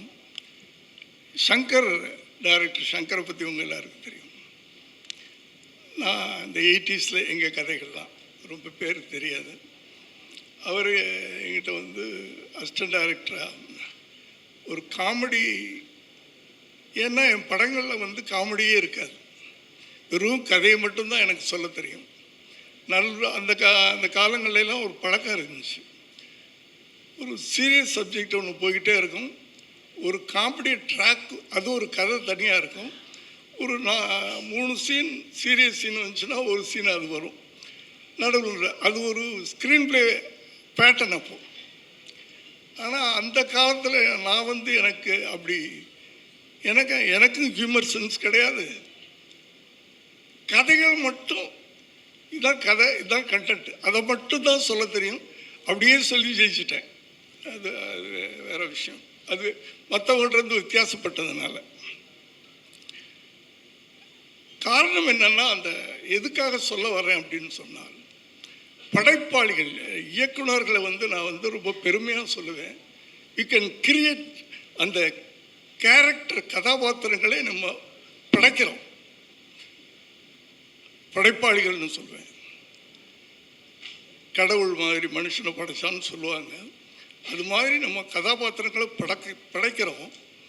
அந்த கதாபாத்திரத்தில் நம்ம எப்படி அந்த கதாபாத்திரை உருவாக்குறோம். அதில் யார் நடித்தாலும் அவன் ஹீரோ ஆகணும். அப்படி இருக்கணும் அந்த கதாபாத்திரத்தின் தன்மைகள். அது சார்ட்டை நான் ரொம்ப ரசிப்பேன். ஒரு நடிகனாக பார்க்க முடியாது. யார் சொன்னாங்கல்ல, நான் 3 நிமிஷம் பார்த்தேன், அதுக்கப்புறம் தான் கதைக்குள்ளே இன்வால்வ் ஆனேன்னு. அது அவருடைய இயற்கை. அது அவர் படம் பார்க்கும்போதே யார் நடிக்கிறா இல்லை ஹீரோவா அப்படின்றதெல்லாம் கிடையாது. அந்த கதாபாத்திரமாகவே பார்த்துக்கிட்டு இருப்போம். அப்படியாப்பட்ட ஒரு இயக்குனரிடமிருந்து சுரேஷ் சார் வந்திருக்கிறாரு. அவருக்கு என்னுடைய வாழ்த்துக்கள். திரும்பவும் சொல்கிறேன், as a directors we can create characters, we can create heroes. அது நான் பெருமையாக சொல்லிக்கிறேன் நான். அதனால் தம்பி அக்ஷய், உங்களுக்கு முதல் படமே ஏன்னா நான் அவரை பற்றி அப்புறம் சொல்கிறேன். ஒரு நல்ல டீம் கிடச்சிருக்கு, நல்ல இயக்குனர் கிடச்சிருக்காரு. நான் சங்கரை பற்றி எதுக்கு சொல்ல வந்தேன் அப்படின்னு சொன்னால், அவர் என்கிட்ட ஒரு 17 படம் உதவி இயக்குனராக இருந்தார். இடையில குஞ்சு மோகன் ஒரு பெரிய ப்ரொடியூசர். அவர் இடையில ஒரு 5 படம் 6 படம் சங்கர்கிட்ட வேலை செஞ்ச பிறகு நாங்கள் 2 பேரும் வேளாங்கண்ணியில் மீட் பண்ணுவோம். சார், உங்கள் அசிஸ்டண்ட் யாராக இருந்தால் எனக்கு அனுப்புங்கன்னா ஒரு படம் பண்ணலான்னு ஆசைப்பட்றேன். நான் சங்கரை ஒரு மலையாளத்துலலாம் ஒரு நிறைய பெரிய டிஸ்ட்ரிபியூட்டர் தமிழில் படம் எடுக்கிறேன்னு சொல்கிறாரு. நீ அவரை போய் பாரு, உனக்கு வாய்ப்பு கொடுக்குறேன்னு சொல்கிறாரு அப்படின்னு சொல்கிறேன். இல்லை சார், நான் இப்போ போகல, நான் இன்னும் கற்றுக்கணும், எனக்கு இன்னும் பேஸ்மெண்ட் வேணும் அப்படின்னு சொல்லி 17 படங்கள் என்கிட்ட வேலை செஞ்சுட்டு ஒரு டைரக்டராக போகிறார். அதுதான் அந்த அந்த ஃபவுண்டேஷன் வேணும் நமக்கு. இயக்குனர்களுக்கு அது இப்போத்த வேண்டாம், சில உண்மைகள் சிலருக்கு வலிக்கும், அது வேண்டாம். அந்த ஃபவுண்டேஷன் இருந்ததுனால நமக்கு லைஃப் ஜாஸ்தி இருக்கும். அடுத்தது, இன்னைக்கு வெற்றி கிடைக்குது, ஈஸியாக வெற்றி கிடைக்குது. தம்பி, உங்களுக்கும் ஒரு பெரிய ப்ரொடியூசர் அப்பா, ஈஸியாக நீங்கள் சினிமாவுக்குள்ளே வந்துட்டீங்க. அதை தக்க வச்சுக்கிறோம். உங்களுக்கு ஒரு இன்விடேஷன், வெற்றியுடைய அசிஸ்டன்ட். இதை எப்படி தக்க வச்சுக்கிறது அப்படின்றது தான் நான் அதைத்தான் சொல்லணும்னு நினைக்கிறேன். மற்ற படத்தை பற்றி எனக்கு டிசிப்ளின் வேணும் சார் லைஃப்பில். இந்த ப்ரொடியூசரை பற்றி சொன்னாங்க. அவர் எதுக்கு செலவு பண்ணணுமோ அதுக்கு செலவு பண்ணுவார். கணக்கு வழக்கெல்லாம் அப்படி பார்ப்பார், இப்படி பார்ப்பார். செல்லுமணி சார் சொன்னார், உடனே பில்லை எனக்கு இப்படி போட்டாங்க அப்படி போட்டாங்கன்னு. ப்ரொடியூசர்ஸ்னால் அப்படி தான் இருக்கணும். எதுக்கு செலவு பண்ணணுமே அதுக்கு செலவு பண்ணணும், எதுக்கு செலவு பண்ணக்கூடாதோ அனாவசியமாக செலவு பண்ணக்கூடாது. இத்தனை நாளில் ஒரு பட்ஜெட் போடுறோம், இது போடுறேன், ஒரு நடிகர் இதுக்குள்ளே படம் எடுத்தால் இவ்வளோக்கு நம்ம விற்கலாம், நமக்கு இவ்வளோ ப்ராஃபிட் வரும். இந்த கணக்கு தெரியாமல் இன்றைக்கி படம் எடுத்தால் ரொம்ப பேர் மாட்டிக்கிறாங்க. அதெல்லாம் அப்போல்லாம் படம் ஆரம்பிக்கும் போது அண்ணனுக்கு தெரியும், சுப்பிரமணிய அண்ணனுக்கு, இன்று ஆரம்ப விழா அப்படின்னு மேலே போடுவோம். ஃபுல் பேஜ் விளம்பரம் அப்போலாம் கொடுப்போம். மேலே இன்று படம் ஆரம்பம், கீழே இத்தனாம் தேதி ரிலீஸ். ஒரு 3 மாதமோ 4 மாதமோ கழித்து ரிலீஸ் டேட் போடுவோம். அந்த ரிலீஸ் டேட் ஒரு நாள் அப்படியும் போகாது இப்படியும் போகாது. அப்படி பல ப்ரொடியூசர்ஸ் இருந்தாங்க. அதனால தான் அவங்களாம் அத்தனை காலங்கள் நிலைக்க முடியுது. அதனால் அந்த டிசிப்ளின், டெடிக்கேஷன். நீ நடிக்கிறீன்னா உன்னை ஒப்படைச்சிட்ட, நீ டைரக்டர்கிட்ட ஒப்படைச்சிட்ட, சரண்டர் ஆயிடணும். அங்கே நான் லலித்துடைய பிள்ளை அப்படின்லாம் நடிக்க வந்துட்டியா டைரக்டர்னு சொல்கிறார். உங்களுக்குன்னு சில இண்டிவிஜுவலாக ஒரு கிரியேட்டிவ், இது இப்படி பண்ணால் நல்லா இருக்குமா கேட்கலாம், அது தப்பு இல்லை. டைரக்டர் அவர் ஓகே நீ பண்ணுன்னா பண்ணலாம். இப்படி அந்த டெடிக்கேஷன், டிசிப்ளினை நீங்கள் வச்சுக்கிட்டீங்கன்னா எதிர்காலத்தில், ஏன்னா என்ட்ரி ஈஸியாக கிடைச்சிரும் உங்களுக்கெல்லாம். ஏன்னா அவர் எப்படி வேணாலும் படம் எடுக்கலாம், எவ்வளோ வேணாலும், ஏன்னா அவ்வளோ சம்பாதிச்சு வச்சுட்டார் இந்த ஷார்ட் டைமில். புரியுதா? ஆனால் அதை நீங்கள் எப்படி தக்க வச்சுக்க போகிறீங்க அந்த வெற்றியை, அதை புரிஞ்சுக்க. அடுத்தது லலித் சார், அவர் சொன்னார், அவரை எத்தனையோ வருஷங்களுக்கு முன்னாடி என்னுடைய மண்டபத்தை லீஸ் எடுக்கிறதுக்காக வந்தார். அப்போ சுப்பிரமணியன் எனக்கு ஃபோன் பண்ணி சொல்கிறார், சேசி சார், நீங்கள் எங்கிட்ட எப்படி பிஸ்னஸ் பண்ணுவீங்களோ அதே மாதிரி லலித்தை நினச்சிக்கோங்க. இதே வார்த்தை சொன்னீங்க சார், கரெக்டாக. நான் எப்படியோ அதே மாதிரி லலித் நீங்கள் நம்பி அவர்கிட்ட கொடுக்கலாம் அப்படின்னாரு. அப்போ ஆரம்பித்த அந்த தொடர்பு கொஞ்சம் கொஞ்சமாக இன்றைக்கி தமிழ்நாட்டில் உலகம் பூரா தெரியக்கூடிய ஒரு பெரிய தயாரிப்பாளராக இருக்கிறாரு. அவருக்கு என்னுடைய வாழ்த்துக்கள் சார். எல்லோரும் படத்தை பற்றி சொன்னாங்க. நான் சொல்ல அந்த படத்தை நம்ம மிஸ் பண்ணிட்டோமே, என்னை கூப்பிடலேன்னு நான் ஃபீல் பண்ணேன். பரவாயில்ல, நான் உட்கார்றதில்லை, வெளியே போய் படங்களே பார்க்குறதில்ல நான். நன்றி சார். மற்றபடி இந்த படத்தில் செஞ்ச அத்தனை பேருக்கு என்னுடைய வாழ்த்துக்கள். சமீப காலமாக எனக்கு ஒரு குறை இருந்தது. ஏன்னா எனக்கு கல்யாணம் பண்ணி வச்சது சிவாஜி சாரும் உங்கள் பாட்டியும் 2 பேரும் தான் எனக்கு கல்யாணம் பண்ணி வச்சாங்க. அப்போ இருந்து உங்களுக்கெல்லாம் நீங்கள்லாம் பிறக்கலை. அந்த 20 பேர் உட்கார்ந்து சாப்பிட்ற டைனிங் டேபிள் இன்றைக்கி இருக்குதுன்னு நினைக்கிறேன் வீட்டில், இல்லையா? உங்கள் பாட்டி அந்த டைனிங் டேபிளில் தான் எங்கள் அசிஸ்டன்ட் டைரக்டர்லாம் உட்காந்து சாப்பிடுவாங்க. போகலாம், கீழேலாம் உட்கார வைக்க மாட்டாங்க, அவங்களே சர்வ் பண்ணுவாங்க. அப்படி எனக்கு அண்ணன்னு சொல்லிட்டு சிவாஜி சார் ரொம்ப பிடிக்கும். உங்களுக்கு முதல்ல ஒரு நல்ல படம் அமைஞ்சது, அது பிறகு பண்ணீங்க. சமீப காலமாக ஒரு நல்ல டீம் உங்களுக்கு அமையலையோ? ஏன்னா ஒரு நல்ல நடிகன் உங்களுக்குள்ளே இருக்கார். நான் அதை ஒரு வாரத்தில் நான் ஃபீல் பண்ணேன். அந்த ஒரு நல்ல நடிகனை கரெக்டாக யூஸ் பண்ணுறதுக்கு சரியான ஒரு டீம் கிடைக்கலையா, ஒரு டைரக்டர் கிடைக்கலையா? அது இதில் கிடைச்சிருக்குன்னு எல்லாரும் சொன்னாங்க. வாழ்த்துக்கள் சார். நிச்சயமாக யாரோ சொன்னாங்க, உங்கள் வீட்டுக்கு பின்னாடி திரும்பி ஒரு பெரிய க்ரௌடு வந்துடும். ஏன்னா வெற்றி தானே, இங்கே வெற்றி தானே எல்லாத்துக்குமே காரணம், இல்லையா?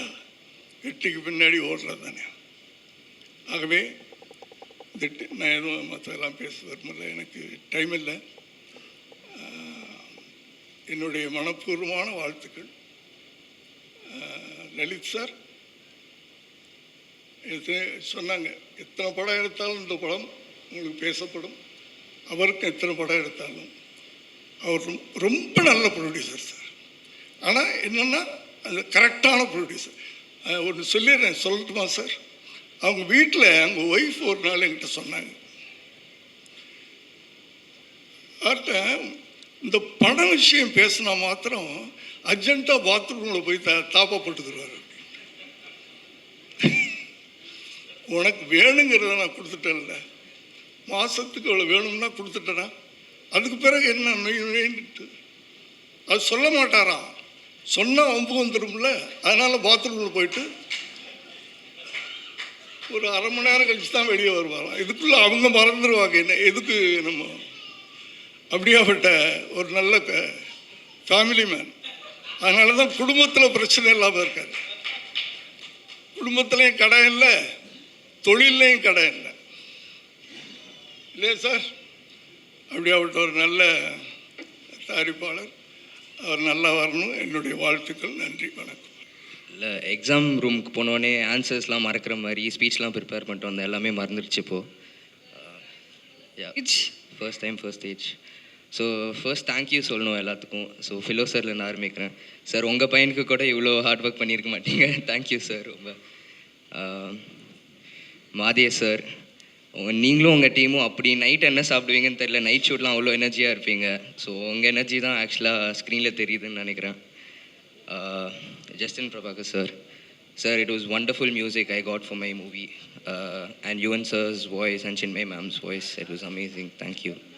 Sir, Suresh sir, எந்த நம்பிக்கையில் என்ன இந்த படம் பண்ண விட்டீங்கன்னு தெரில, but I am so grateful. ஏன்னா ரொம்ப கஷ்டமான சப்ஜெக்டாக இருக்கும், கஷ்டமான ரோலாக இருக்கும்னு சொன்னாங்க, நீங்களும் சொன்னீங்க. ஆனால் அந்த மாதிரி நான் ஃபீலே பண்ணல. நான் ஷூட் பண்ணும்போது ஆஸ் அ டீமாக ரொம்ப கம்ஃபர்டபுளாக வச்சுக்கிட்டீங்க. சார், தமிழ் சார், ஃபஸ்ட்டு உங்கள் 2 பேரை பார்க்குறதுக்கே நான் ஜிம்லாம் போயிட்டு வந்தேன். அது எதுக்கும் பயனே இல்லை இப்போ கடைசியில். சார், விக்ரம் பிரபு சார், என்னோடய ஃபர்ஸ்ட் ஷாட்டே உங்களோட தான் நினைக்கிறேன். So you tend make me feel nervous at all. Thank you. And நிறைய கற்று தந்தீங்க, எப்படி நடிக்கணும்னு கற்று தந்தீங்க. உங்களோட எக்ஸ்பீரியன்ஸும் நிறைய ஷேர் பண்ணிங்க. சூரிய சார், உங்களை பற்றி இப்போ தான் நான் உண்மையாக பேச போகிறேன்னு நினைக்கிறேன் ஸ்டேஜில். ஃபஸ்ட்டு சூரி சார் பார்க்கும்போதே பக்குன்னு இருந்துச்சு. அதுக்கப்புறம் நானும் அனிஷ்மாவும் இந்த படத்துக்காக ட்ரைனிங்னு சொல்லிட்டு சிவகங்கை கூட்டிகிட்டு போனாங்க. சரி, ஓகே, போனோடனே ஆக்டிங்னா என்னன்னே தெரியாது. ஸோ என்ன பண்ணணுன்னு தெரியாது. அங்கே போயிட்டு பாத்திரம் கழுவு, குக் பண்ணுன்னு சொல்லிட்டு ஆரம்பித்தார். நானும் அனிஷ்மாவும் பேசிட்டு இருந்தோம், இவர் ஏன் சும்மா நம்மளை வந்துட்டு எல்லாம் பண்ண சொல்லிட்டுருக்காரு, நடிக்க சொல்லித்தார் சொல்லு. பட் சார், நீங்கள் இல்லைன்னா இந்த படம் நடந்திருக்காது. ஸோ ஐ திங்க் வர எல்லா கிரெடிட்ஸும் உங்களுக்கு தான் போகும். I am being honest with that. And Anishma, I can't find a better co-star in my first film than you. அவங்க எப்படின்னா பயங்கரமாக பூஸ்ட் பண்ணுவாங்க. அவங்க ரொம்ப பாசிட்டிவிட்டி ஆக்சுவலாக. ஸோ ஆக்சுவலாக சும்மா நடந்து வர சீன் தான் இருக்கும். சும்மா நடந்து வந்தாலே அக்ஷய் சூப்பர் சூப்பர் சூப்பர்னு சொல்லுவாங்க.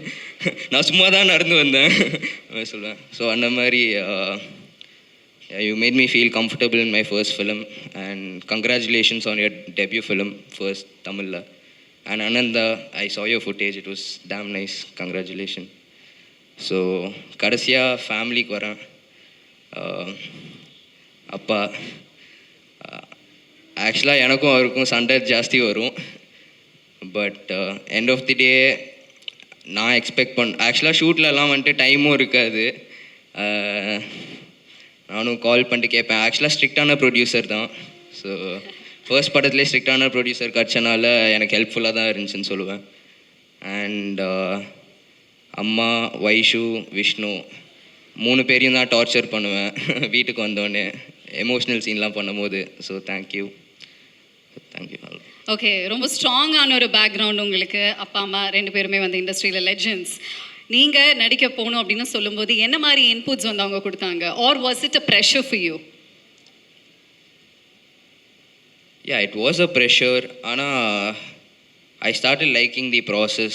ஏன்னா சூரி சாராக இருக்கட்டும், சுரேஷ் சாராக இருக்கட்டும், எல்லோரும் எனக்கு அது ஒரு ஆக்டிங் பண்ணுற மாதிரியே இல்லை, ஒரு பேஷன் ஃபாலோ பண்ணுற மாதிரி தான் இருந்துச்சு. So I can strongly say I found a passion here. Okay, so before you leave, day 1லேருந்து இப்போ வரைக்கும் your unforgettable moment in the movie.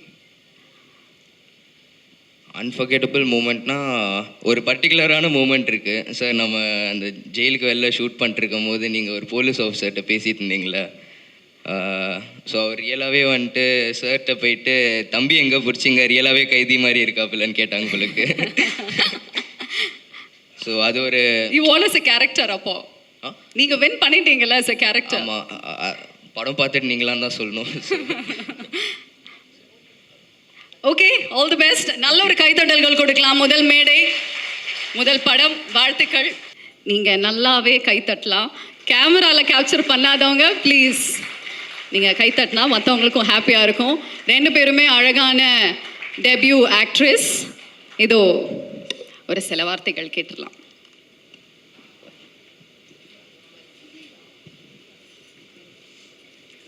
எல்லாருக்கும் வணக்கம். என் பேர் தான் ஆனந்தா.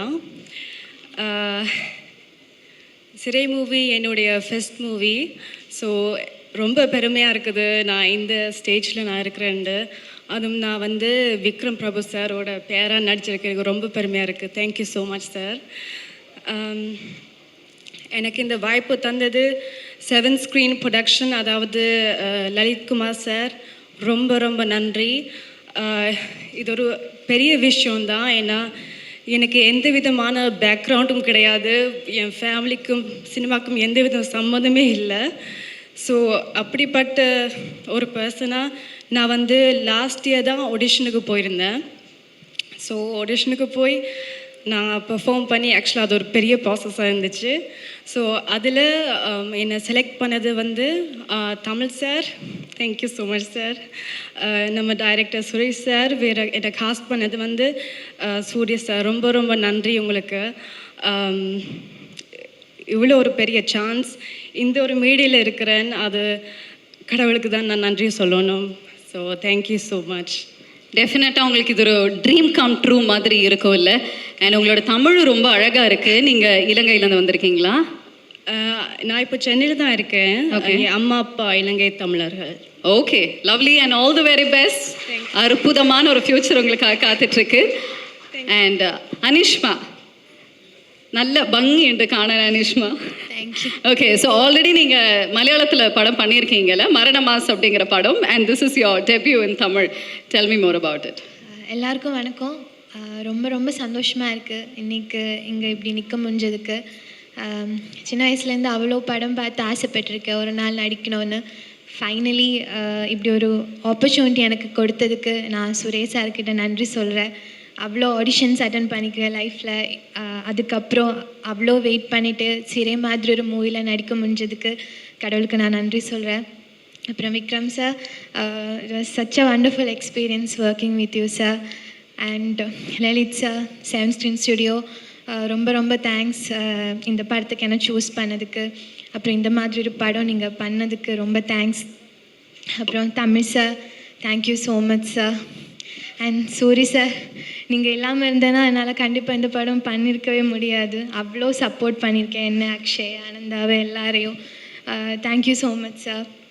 மாதே சார், ஃபிலோ சார், இளையண்ணா, வர்ஷினி, எல்லா அசிஸ்டன்ட் டைரக்டர்ஸ்க்கும் எல்லாருக்கும் என்னோட நன்றி. இப்படி ஒரு மேடையில் நிற்க முடிஞ்சதுக்கு ரொம்ப கிரேட்ஃபுல்லாக ஃபீல் பண்ணுறேன் உங்கள் எல்லோரும் முன்னாடி. Thank you so much. Thank you. Okay, Anishma பற்றி ஒரு சொல்லுங்க. அக்ஷய் பற்றி சொல்ல நான் மறந்துட்டேன். அவ்வளோதான், நீங்கள் சொல்லாமல் போனீங்கன்னா. இல்லை, அக்ஷய் நான் ஃபஸ்ட் படம் தமிழில் ரொம்ப நர்வஸாக இருந்தோம்.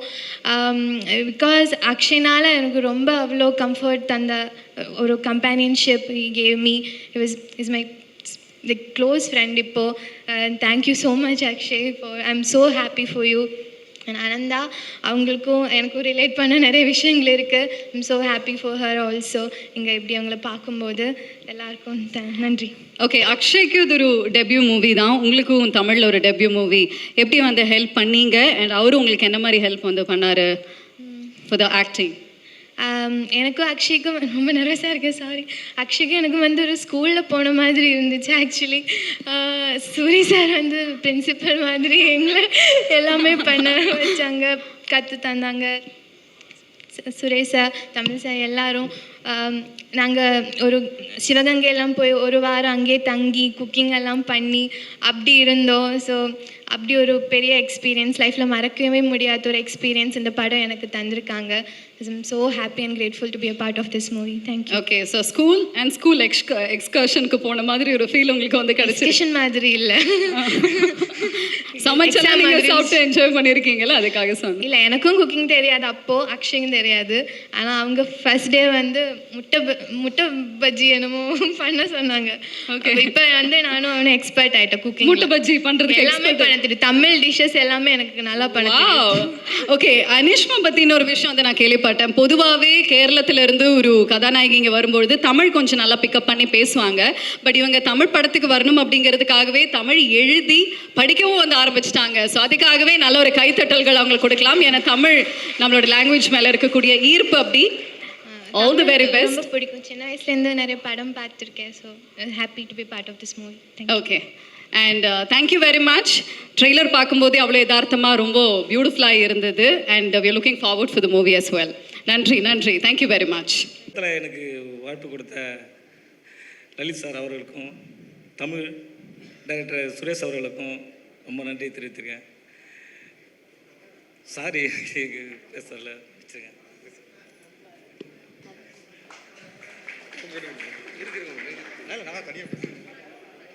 வந்திருக்க எல்லாருக்கும் நன்றி, வணக்கம்.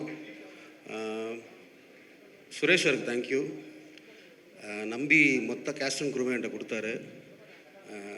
பழைய நண்பர் தான், இருந்தாலும் இயக்குனராகவும் சிறப்பாக பண்ணியிருக்காரு. அக்ஷய்க்கு தேங்க்யூ என்னை பொறுத்துக்கிட்டதுக்கு. அனிஷ்மா எல்லாருமே நல்லா பண்ணியிருக்காங்க. நீங்கள் படம் பார்த்துட்டு ப்ளஸ் பண்ணணும். 25 ரிலீஸ் ஆகுது, பாருங்கள். Thank you very much. ஒரு படத்தில் வந்து பார்த்தீங்கன்னா சைலண்ட்டாக ரொம்ப அழகாக வந்து கன்வே பண்ணுறது, அந்த கேரக்டரோடைய ஸ்பெஷலெல்லாம் வந்து கன்வே பண்ணுறது நம்மளோட காஸ்டியூம் டிசைன் மூலமாக தான். நீங்கள் சொல்லுங்கள், how was it working in the movie? Thank you so much Suresh sir. Thank you. First thanks to Arun தான் என்னை வந்து இந்த ப்ராஜெக்ட்குள்ளே கூப்பிட்டு வந்தார். Thank you so much Arun. And என்னோட டீம் ரொம்ப சப்போர்ட்டிவாக இருந்தாங்க. Akshaya and Jai, thank you so much. So yeah, I am so happy to work in this movie. Thank you. Prabhu sir அடிக்கடி சொல்லுவார் டானாக்காரன் டீம்னு. அப்போ வந்து சார் அதே ஆர்டர் தான், அதே எடிட்டர் தான், நம்ம அதை மிஸ் பண்ணிட்டோம். ஸோ டானாக்காரன் டீம்லேருந்து மறுபடியும் இந்த படம் பண்ணுறதில் மகிழ்ச்சி. இன்னொரு விஷயம், சுரேஷ் வந்து ஒரு 20 வருஷம் ஃப்ரெண்டு. நாங்கள் 2 பேரும் ஒரே காலேஜ், ஒரே கிளாஸு, ஒன்றா கட்டடிச்சு சுற்றினது எல்லாமே கில்லி படம் ஆரம்பிச்சதுலேருந்து. ஓகே. ஸோ 2 பேருக்கும் அப்படி ஒரு ரிலேஷன்ஷிப் இருக்குது. காலேஜ் ஆஃப் ஃபைன் ஆர்ட்ஸ் வந்து ரஞ்சித் அண்ணா டைரக்டர் வந்திருக்காரு. அதுக்கப்புறம் என்னன்னா அவர் பேட்சில் கூட ஒரு டைரக்டர், ஒரு ஆர்ட் டைரக்டர் தான் வருவாங்க. ஆர்ட் டைரக்ஷன் எங்கள் காலேஜ்லேருந்து வரது ஒரு பெரிய விஷயம் இல்லை, நிறைய பேருக்கு முன்னாடி இருக்குது. ஆனால் ஒரே பேட்சில் டைரக்டரு கேமராமேனும் வந்திருக்குது எங்கள் பேட்சில் தான். ஆமாண்ணே, ஆமாம், நாங்கள் தொடங்கி வச்சுருக்கோம். அதுக்கு முன்னாடி தனித்தனியாக வந்திருக்காங்க. சத்யன் சூரியன் அவங்க கேமராமேன் வந்திருக்காங்க. ஆனால் ஒரே பேட்சில் டைரக்டரு கேமராமேன் வந்திருக்குது எங்கள் பேட்சில் தான். அது எங்கள் பேட்சுக்கு ஒரு ஸ்பெஷல். அப்புறம் இந்த சிறைக்குள்ளே போகணுன்னா நான் கொஞ்சம் கேஜிஎஃப் மாதிரி முன்னாடி போகணும். 2020 லாக்டவுன் அப்போ வந்து டானாக்காரன் எடிட்டை பற்றி நானும் தமிழும் அடிக்கடி ஃபோனில் பேசிகிட்டு இருப்போம். அப்போ வந்து ஐயா சின்னதாக ஒரு கதை இருக்கு ஐயா, அடுத்து பண்ணலாம் அப்படின்ட்டு ஒரு 10 நிமிஷம் கூட இருக்காது, ஒரு 5 நிமிஷம் சொல்லியிருப்பார் ஒரு லைனு. சரிங்க ஐயா அப்படின்ட்டு.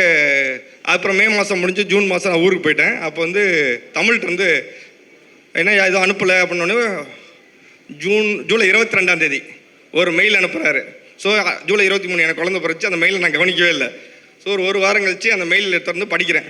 ஒரு 16 பக்கத்துக்கு ஒரு கதை வந்துச்சு. அது ஒரு 5 கேரக்டர் வச்சு. அதிலிருந்து தமிழ் வந்து கதிரவன் ஆயிட்டாப்புல, அதிலிருந்து பாண்டி அப்படியே இருக்காப்புல, முருகன் அப்படியே இருக்காப்புல, பூங்கொடி கலையரசி ஆயிட்டாங்க, இளஞ்சி அப்துல் ஆயிட்டாப்புல. பட் அந்த 16 பேஜில் நான் பார்த்த விஷயம் இப்போ 120 பேஜாக ஒரு 6 வருஷம் கழிச்சு சுரேஷ் என்கிட்ட கதையாக கொடுக்குறப்ப அது முழு படமாக கொஞ்சமும் அதோட கதையில் இருந்த தன்மை குறையாமல் அதே டைமில் ஒரு முழு படத்துக்கான ஃபுல் ஸ்கிரிப்டாக கொடுத்தான் சுரேஷ். வடபடன்ற கோச்சு பிறகு. ஸோ அதே படம் ஒரு 6 வருஷம் கழிச்சு என்கிட்ட 120 பக்கம் ஸ்கிரிப்டாக வருது. அதுதான் இந்த சிறை. இந்த சிறை படத்துக்கு வந்து முதல்ல நான் இருப்பேனா இருக்க மாட்டேனா அப்படிங்கிற ஒரு இருக்கும்போது எல்லாருமே சேர்ந்து, தமிழாகட்டும், ஃபிலோமின் ஆகட்டும், சுரேஷ் ஆகட்டும், எல்லாரும் சேர்ந்து இந்த படத்துக்கு என்னை கூப்பிட்டாங்க. அப்போ இந்த படத்தை என் நண்பனுக்கு நான் தாண்டா பண்ணுவேன் அப்படிங்கிற மாதிரி இந்த படம் நான் பண்ணியே தீருவேன் அப்படின்ட்டு சொல்லிட்டு உள்ளே வந்தேன். என்னால் முடிஞ்ச அளவுக்கு பண்ணியிருக்கேன். இதை பார்த்துட்டு நீங்கள் தான் சொல்லணும். அப்புறம் இதில் ஒர்க் பண்ண என்னோட டீம், என்னோட அசிஸ்டன்ட்ஸ், என்னோட லைட்மேன் டீம், கேமரா அசிஸ்டன்ட் எல்லாருமே எனக்கு ரொம்ப சப்போர்ட்டாக இருந்தாங்க.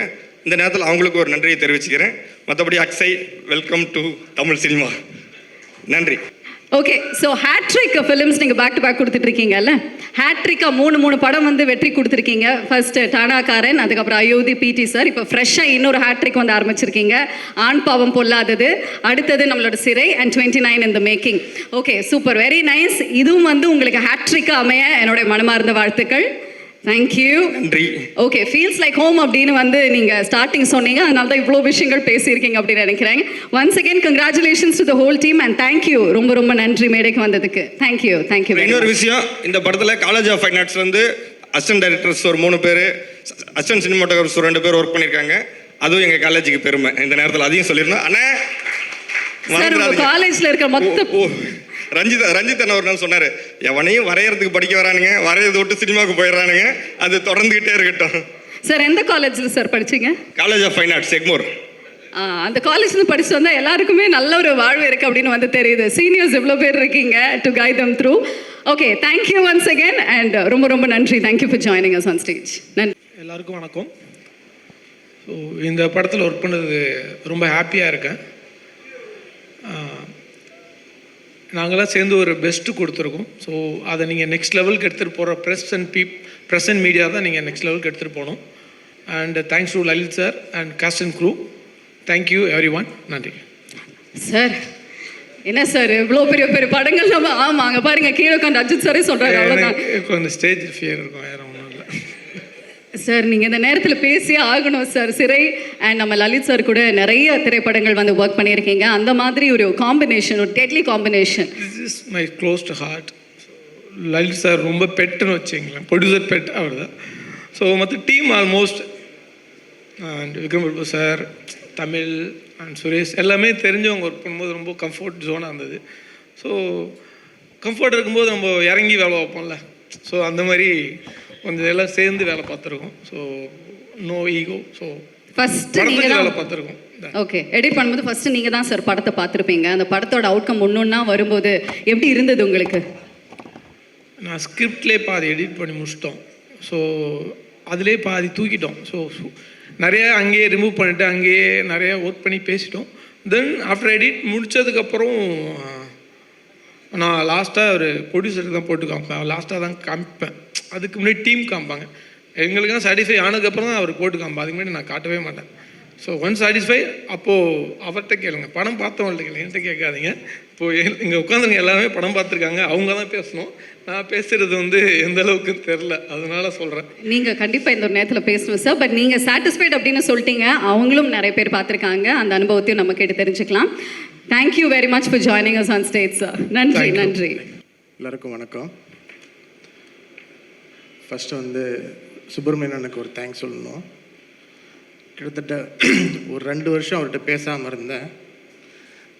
நான் ஃபோன் பண்ணி கேட்டேன், ஆனால் இந்த மாதிரி ஈவெண்ட் வச்சுருக்கேன், நீங்கள் வரணுன்னு. நான் வராமையே நீ ஈவெண்ட் நடத்துவேன்னு கேட்டார். கண்டிப்பாக வந்துடணும்னு சொன்னேன். இன்றைக்கி அண்ணா வந்துட்டார். இந்த ஈவெண்ட்டுக்கோசரம் மட்டும்தான் வந்திருக்காரு, என்னால் தெரியும். ரொம்ப நன்றிண்ணே. இன்றைக்கும் இந்த அஃபெக்ஷன் இன்றைக்கும் உங்களோட இருப்புன்னு நினைக்கிறேன். எஸ்எஸ்சி சாரை வந்து எனக்கு இன்ட்ரடியூஸ் பண்ணதே சுப்பிரமணியன் தான் ஃபஸ்ட்டு. அவர்கிட்ட போய் இந்த மாதிரி லலித்னு ஒருத்தன் இருக்கான், அவன் நம்பி என்னாலும் பண்ணலான்னு சொல்லி சொன்னார். அதுக்கப்புறம் தான் போய் பண்ணேன். அதுக்கப்புறம் அவரோட நிறைய டிரான்சாக்ஷன் பண்ணேன். மண்டபத்துக்கிட்ட லீஸ் கொடுத்தாங்க, மண்டபம் நடத்தினேன். அதுக்கப்புறம் அவங்க குடும்பத்தில் ஒருத்தராக நான் இருந்தேன். சார் என்றைக்கும் இதே மாதிரி இருக்குன்னு நான் நினைக்கிறேன் சார். செல்லமணின்னு என்றைக்குமே அவர் வந்து என்னை இன்னது வரைக்கும் லலித்தின் பேர் சொல்லி கூப்பிட்டதே இல்லை. அவர் மாஸ்டர் மட்டும்தான் கூப்பிடுவார். ஏன் அப்படின்னா, மாஸ்டர் ரிலீஸ்க்கு முன்னாடி லாக்டவுன் ஆரம்பிக்க போகும்போது ஃபஸ்ட்டு பெப்சிக்கு போய் 10 லட்ச ரூபா டொனேஷன் நான் கொடுத்தேன். அதுலேருந்து என்னமோ தெரில, எப்போவுமே மாஸ்டர் தான் கூப்பிடுற வழியே பேர் சொல்லி கூட கூப்பிட்டதில்லை. நல்லதுக்கிட்ட எல்லாத்துக்குமே அவருக்கு நான் ஃபோன் பண்ணி கேட்பேன். அவர் ஒவ்வொன்றுக்கும் ஐடியா பண்ணுவார். சரி மாஸ்டர் தான் சொல்லுவார். இதுக்கு மேலே அவர் பேசுனது எதுவுமே இல்லை. தானே சில டைட்டில் வந்து டவுட்டாக இருந்துச்சு அப்படின்னா அவர்கிட்ட தான் ஃபோன் பண்ணி கேட்பேன். ஏப்பா இப்படி பண்ணுற, இது சரி வராது, நல்ல டைட்டிலாக பாருன்னு சொல்லுவார். அந்த கைடன்ஸ் வந்து என்றைக்கு இருக்கிறதுனால தான் தானனை கூப்பிட்டு இன்றைக்கி கூட வந்திருக்கணும்னு நினைக்கிறேன் நான். வெற்றி சார், ஃபஸ்ட்டு அக்ஷயை கூட்டிகிட்டு உங்கள் ஆஃபீஸ் தான் நான் வந்தேன். கண்டிப்பாக நீங்கள் சொன்ன கதையை கண்டிப்பாக பண்ணுவேன். அது உங்களோட பயோபிக்காக தான் இருக்கும்னு எனக்கு தெரியும். அந்த பயோபிக்கு எனக்கு மட்டும்தான் தெரியும் விஷயம். அதனால் கண்டிப்பாக அக்ஷய் வந்து அந்த பயோபிக்கு பண்ணுவாப்புல கண்டிப்பாக. ரஞ்சித் சார், நான் வந்து ரைட்டர் டைரக்டருக்கு ஒரு சான்ஸ் கொடுக்க போகும்போது முத ஆஃபீஸ்க்கு வந்தீங்க. எங்கிட்ட இருக்கிற அசிஸ்டண்ட்டுக்கு நீங்கள் சான்ஸ் தரேன்னு சொன்னீங்க. அவரும் நிறையா ஹீரோ போய் பார்த்து கதை சொன்னார். எதுவும் செட் ஆகலை. நானே அந்த டைரக்டரை கூப்பிட்டு வேற எங்கேயாவது சான்ஸ் பாருங்கன்னு சொல்லி என்ஓசி கொடுத்து அமுச்சு விட்டேன்.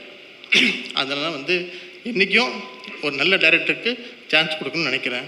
ஆனால் வெற்றி சாரோட கோ டைரக்டர் தான் அந்த படத்தை பண்ணுவான்னு சொல்லி நானே எதிர்பார்க்கவே இல்லை. சிறை வந்து ஆரம்பித்தது வந்து தமிழுக்கு ஃபோன் பண்ண ஒரு நாள் ஃபோன் பண்ணி, தமிழ் உங்களை பார்க்கணும், எப்போ வரீங்க, எப்போ வந்து பார்க்கலாம் நான் கேட்டேன். சார் நானே வரேன் சார், நீங்கள் ஏன் சார் வரீங்க அப்படின்னு சொல்லி சொன்னார். நேராக வந்தார். வந்துட்டு சும்மா பேசிகிட்டு இருந்தோம். ஒரு 1 hour பேசிகிட்டு இருந்துட்டு, ஸோ ஒரு லைன் இருக்குது சொல்கிறேன் கேட்குறீங்களா சார்னாரு. சொல்லுங்கள் சார் தமிழ்னு சொன்னேன். ஒரு 5 நிமிஷம் சொல்கிறேன் சார்னு சொன்னார். வேணா அது 40 நிமிஷம் கதையாக மாறிச்சு.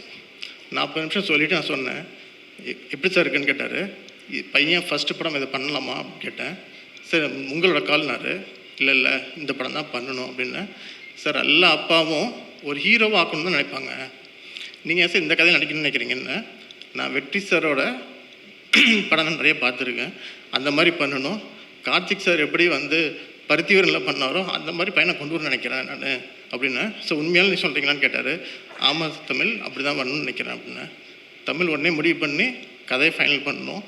யார் டைரக்டர் போகலான்னு சொல்ல போகும்போது தமிழ் வந்து என்னால் பண்ண முடியாது, நான் வந்து இன்னொரு கம்பெனியில் பண்ண வேண்டியது இருக்குது அப்படின்போது அப்போ தான் வந்து செலக்ட் பண்ணது சுரேஷ் உள்ளே வந்தார். அதுக்கப்புறம் வெட்டி சட்டை சொன்னோம், சுரேஷ் வச்சு பண்ணலாமான்னு சொல்லி கேட்டோம். பண்ணுங்க அப்படின்னு சொன்னார். அதுக்கப்புறம் தான் சுரேஷ் உள்ளே வந்தார். இதுக்கப்புறம் ஹீரோ யார் போகலான்னு சொல்லும்போது தமிழ் ஒரே ஆப்ஷன் விக்ரம் சார் மட்டும்தான், விக்ரம் பிரபு மட்டும்தான் பண்ண முடியும் அப்படின்னு தான் வந்து ஆரம்பித்த படம் தான் இந்த படம். ஒன்று செட்டில் ஆகும்போது எடிட் அப்படின்னு போகும்போது நோ டவுட்டு ஃபிலோ மட்டும்தான். ஏன்னா ஃபிலோ இந்த படத்தை வந்து தோலில் சுமந்துருக்காப்புல. கொஞ்சம் கஷ்டம் இல்லை, அவ்வளோ கஷ்டப்பட்டுருக்க ஃபிலோ. அப்புறம் அக்ஷய்க்கு பண்ண போகும்போது கேஸ்டிங்காக பார்த்தீங்கன்னா கேஸ்டிங் ஆக்டர் வந்து டைரக்டர் வந்து வந்தாப்புல சூரி சார் வந்து அவ்வளோ நல்லா பண்ணி கொடுத்துருக்காரு. அந்த அளவுக்கு வந்து ஹார்ட் ஒர்க்குன்னு அக்ஷய் பண்ணியிருக்கான் அப்படி தான் நான் சொல்ல முடியும். அப்படியே ஒவ்வொரு டெக்னீஷியனாக பார்க்கும்போது மியூசிக் முதல் கொண்டு வந்து பார்த்திங்கன்னா நான் ஃபிலோட்டே விட்டுட்டேன். ஃபிலோ பார்த்துக்குங்க அப்படின்னா, நீங்கள் எதுலேயும் தலையிடாதீங்க நான் பார்த்துக்கிறேன் அப்படில. இந்த படத்தை மொத்தமாக நூற்றுக்கு நிப்பாட்டது ஃபிலோ அப்படின்னு நான் சொல்லுவேன். நான் மாதேஷ் கேமரா அப்படி பார்த்திங்கன்னா என் டீம்லேருந்து அருண் மணி, அருணோடது பயங்கர இது ஒவ்வொரு inch by inch line by line இந்த டைலாக் ஃபைனல் பண்ணிட்டு வந்தாப்புல. இந்த மாதிரி பண்ணி தான் ஒன்றுன்னா இந்த படத்தை வந்து முடித்து கொண்டு வந்தோம். இன்றைக்கி 7 ஸ்க்ரீன் ஸ்டுடியோ அப்படின்னு சொல்லி இன்றைக்கி உலகம் ஃபுல்லாக தெரியுது அப்படின்னா அதுக்கு ஒரே காரணம் விஜய் சார் மட்டும்தான். இன்றைக்கி விஜய் சார் வந்து அன்றைக்கி ஒரு மாதம் கொடுத்தங்காட்டி தான் அதை கரெக்டாக அந்த லாக்டவுன் டைமில் போய் சேர்த்தன ஒரு ரீசன் தான் வந்து லியோ ஒன்று பண்ணேன். லியோ பண்ணதுக்கப்புறம் இன்றைக்கி இண்டஸ்ட்ரி ஃபுல்லாக பேசுது அப்படின்னா அதுக்கு அவர் மட்டும்தான் காரணம். சார் இன்றைக்கி தான் நான் உங்களுக்கு நன்றி கடன் படுவேன். நான் எப்பவுமே அந்த இது எப்பவுமே இருக்கும் என்கிட்ட. ப்ரெசன்ட் மீடியா, இந்த ப்ரெசன்ட் மீடியா பொறுத்த வரைக்கும் ஒரு நல்ல படத்தை எடுத்துருக்க நம்பிக்கை இருக்குது. இந்த படத்தை கொண்டு போய் சேர்த்துறது உங்கள் கையில் தான் இருக்குது. நீங்கள் போய் மக்கள்கிட்ட சேர்த்துறது உங்களோட இதுதான் இருக்கும். நீங்கள் கண்டிப்பாக சேர்த்துருவீங்கன்னு ஒரு நம்பிக்கை இருக்குது எனக்கு. பண்ணி கொடுத்துருங்க. Thank you very much. பத்திரிகை நண்பர்கள் அனைவருக்கும் என்னோடய வணக்கம். இங்கே வந்திருக்க எல்லா பெரியவங்களுக்கும் என்னோடய வணக்கம். தேங்க்யூ ஃபஸ்ட்டு நான் இந்த ப்ராஜெக்டில் இருந்ததுக்கு. இந்த ஸ்கிரிப்ட் எனக்கு வந்தப்போ வந்து ஃபிலோ தான் எனக்கு இந்த ஸ்கிரிப்ட் சொன்னார். அதுக்கப்புறம் சுரேஷ் வந்து மீட் பண்ணப்போ எனக்கு ஸ்கிரிப்ட் படித்தப்போ எனக்கு ரொம்ப பிடிச்சிருந்துச்சு. ஸோ அதுக்கப்புறம் நான் சுரேஷ்ட சொன்னேன், நான் இந்த ப்ராஜெக்டில் இருப்பேனா இல்லைன்னு தெரில, ஆனால் இந்த ப்ராஜெக்ட் வந்து கண்டிப்பாக ஹிட் ஆகும், எனக்கு படிக்கிறப்ப எனக்கு அப்படி தான் இருக்குதுன்னு நான் சொன்னேன் ஃபஸ்ட்டு. ஸோ ஏன்னா எனக்கு பர்சனல் நிறைய எக்ஸ்பெக்டர் இருக்கும். அதில் வந்து ஒன்று வந்து நான் ஒரு மெலடி ஜேனர் பண்ணுவேன், ஒரு அந்த மாதிரி ஒரு இது இருக்கும். ஸோ அதில் வந்து இப்போ இந்த ஜேனர் வந்து ஒரு சேஸ் இருக்கும், ஒரு நிறையா ஒரு ஃபைட் சீக்வன்ஸ் எல்லாமே மிக்ஸ் ஆனது. ஸோ அதில் என் மேலே கொஞ்சம் டவுட். ஆனால் எனக்கு வந்து ஒரு அந்த டைம் வந்து ஒரு லைட்டாக ஒரு ஃபெட்டப்பான டைம். நிறைய அந்த ஜானலில் பண்ணி வேறு மாதிரி எக்ஸ்ப்ளோர் பண்ணும், எல்லா டெக்னீஷியனுக்கும் இருக்கிற மாதிரி எனக்கும் இருக்கும். ஸோ அந்த மாதிரி ஒரு டைமில் தான் இந்த படம் வந்துச்சு. ஸோ ரொம்ப தேங்க்யூ சுரேஷ் ஃபார் தட். அப்புறம் இந்த படத்தில் எப்படி அந்த ஸ்கிரிப்டில் இருந்துச்சோ அந்த அளவுக்கு இதை உயிர் கொடுத்தது அந்த படத்தில் நடித்தவங்க தான். விக்ரம் பிரபு சார், அப்புறம் அக்ஷய், அப்புறம் ஆனந்தா, அப்புறம் அனீஷ்மா, எல்லாத்துக்கும் என்னோடய தேங்க்ஸ். ரொம்ப நல்லா பண்ணியிருந்தீங்க இந்த படத்தில், நீங்கள் ஒரு முக்கியமான பங்கு வச்சுருக்கீங்க.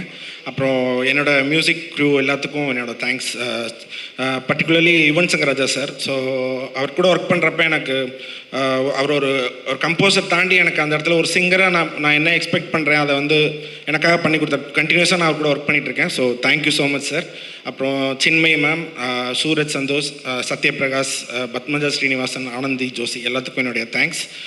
என்னுடைய அசிஸ்டண்ட் செபாஸ்டின் சதீஷ், பரத் தனசேகர், திஷான், அப்புறம் பெவன், இவங்க எல்லாத்துக்கும் என்னுடைய தேங்க்யூ. யாரையும் மிஸ் பண்ணியிருந்தா என்னை மன்னிச்சுக்கோ. கார்த்திக் நேத்தா, அப்புறம் சாரதி, இவங்க 2 பேரும் எனக்கு ரொம்ப பிடிச்ச லிரிசிஸ்ட். கண்டினியூஸாக அவங்க கூட நான் ஒர்க் பண்ணிகிட்ருக்கேன், ஒர்க் பண்ணணும்னு விரும்புகிறேன். Thank you so much. Thank you. So before you leave, நர்வஸாக இருக்கீங்களா? வந்த உடனே எல்லாம் பேசிட்டு அப்படி அலோவ் பண்ண முடியும்? இந்த படத்தில் மியூசிக் பண்ணும்போது க்ளோஸ் டு த ஹார்ட் அப்படின்னு இருக்கக்கூடிய ஒன் பீஸ் அப்படின்னா நீங்கள் என்ன சொல்லுவீங்க?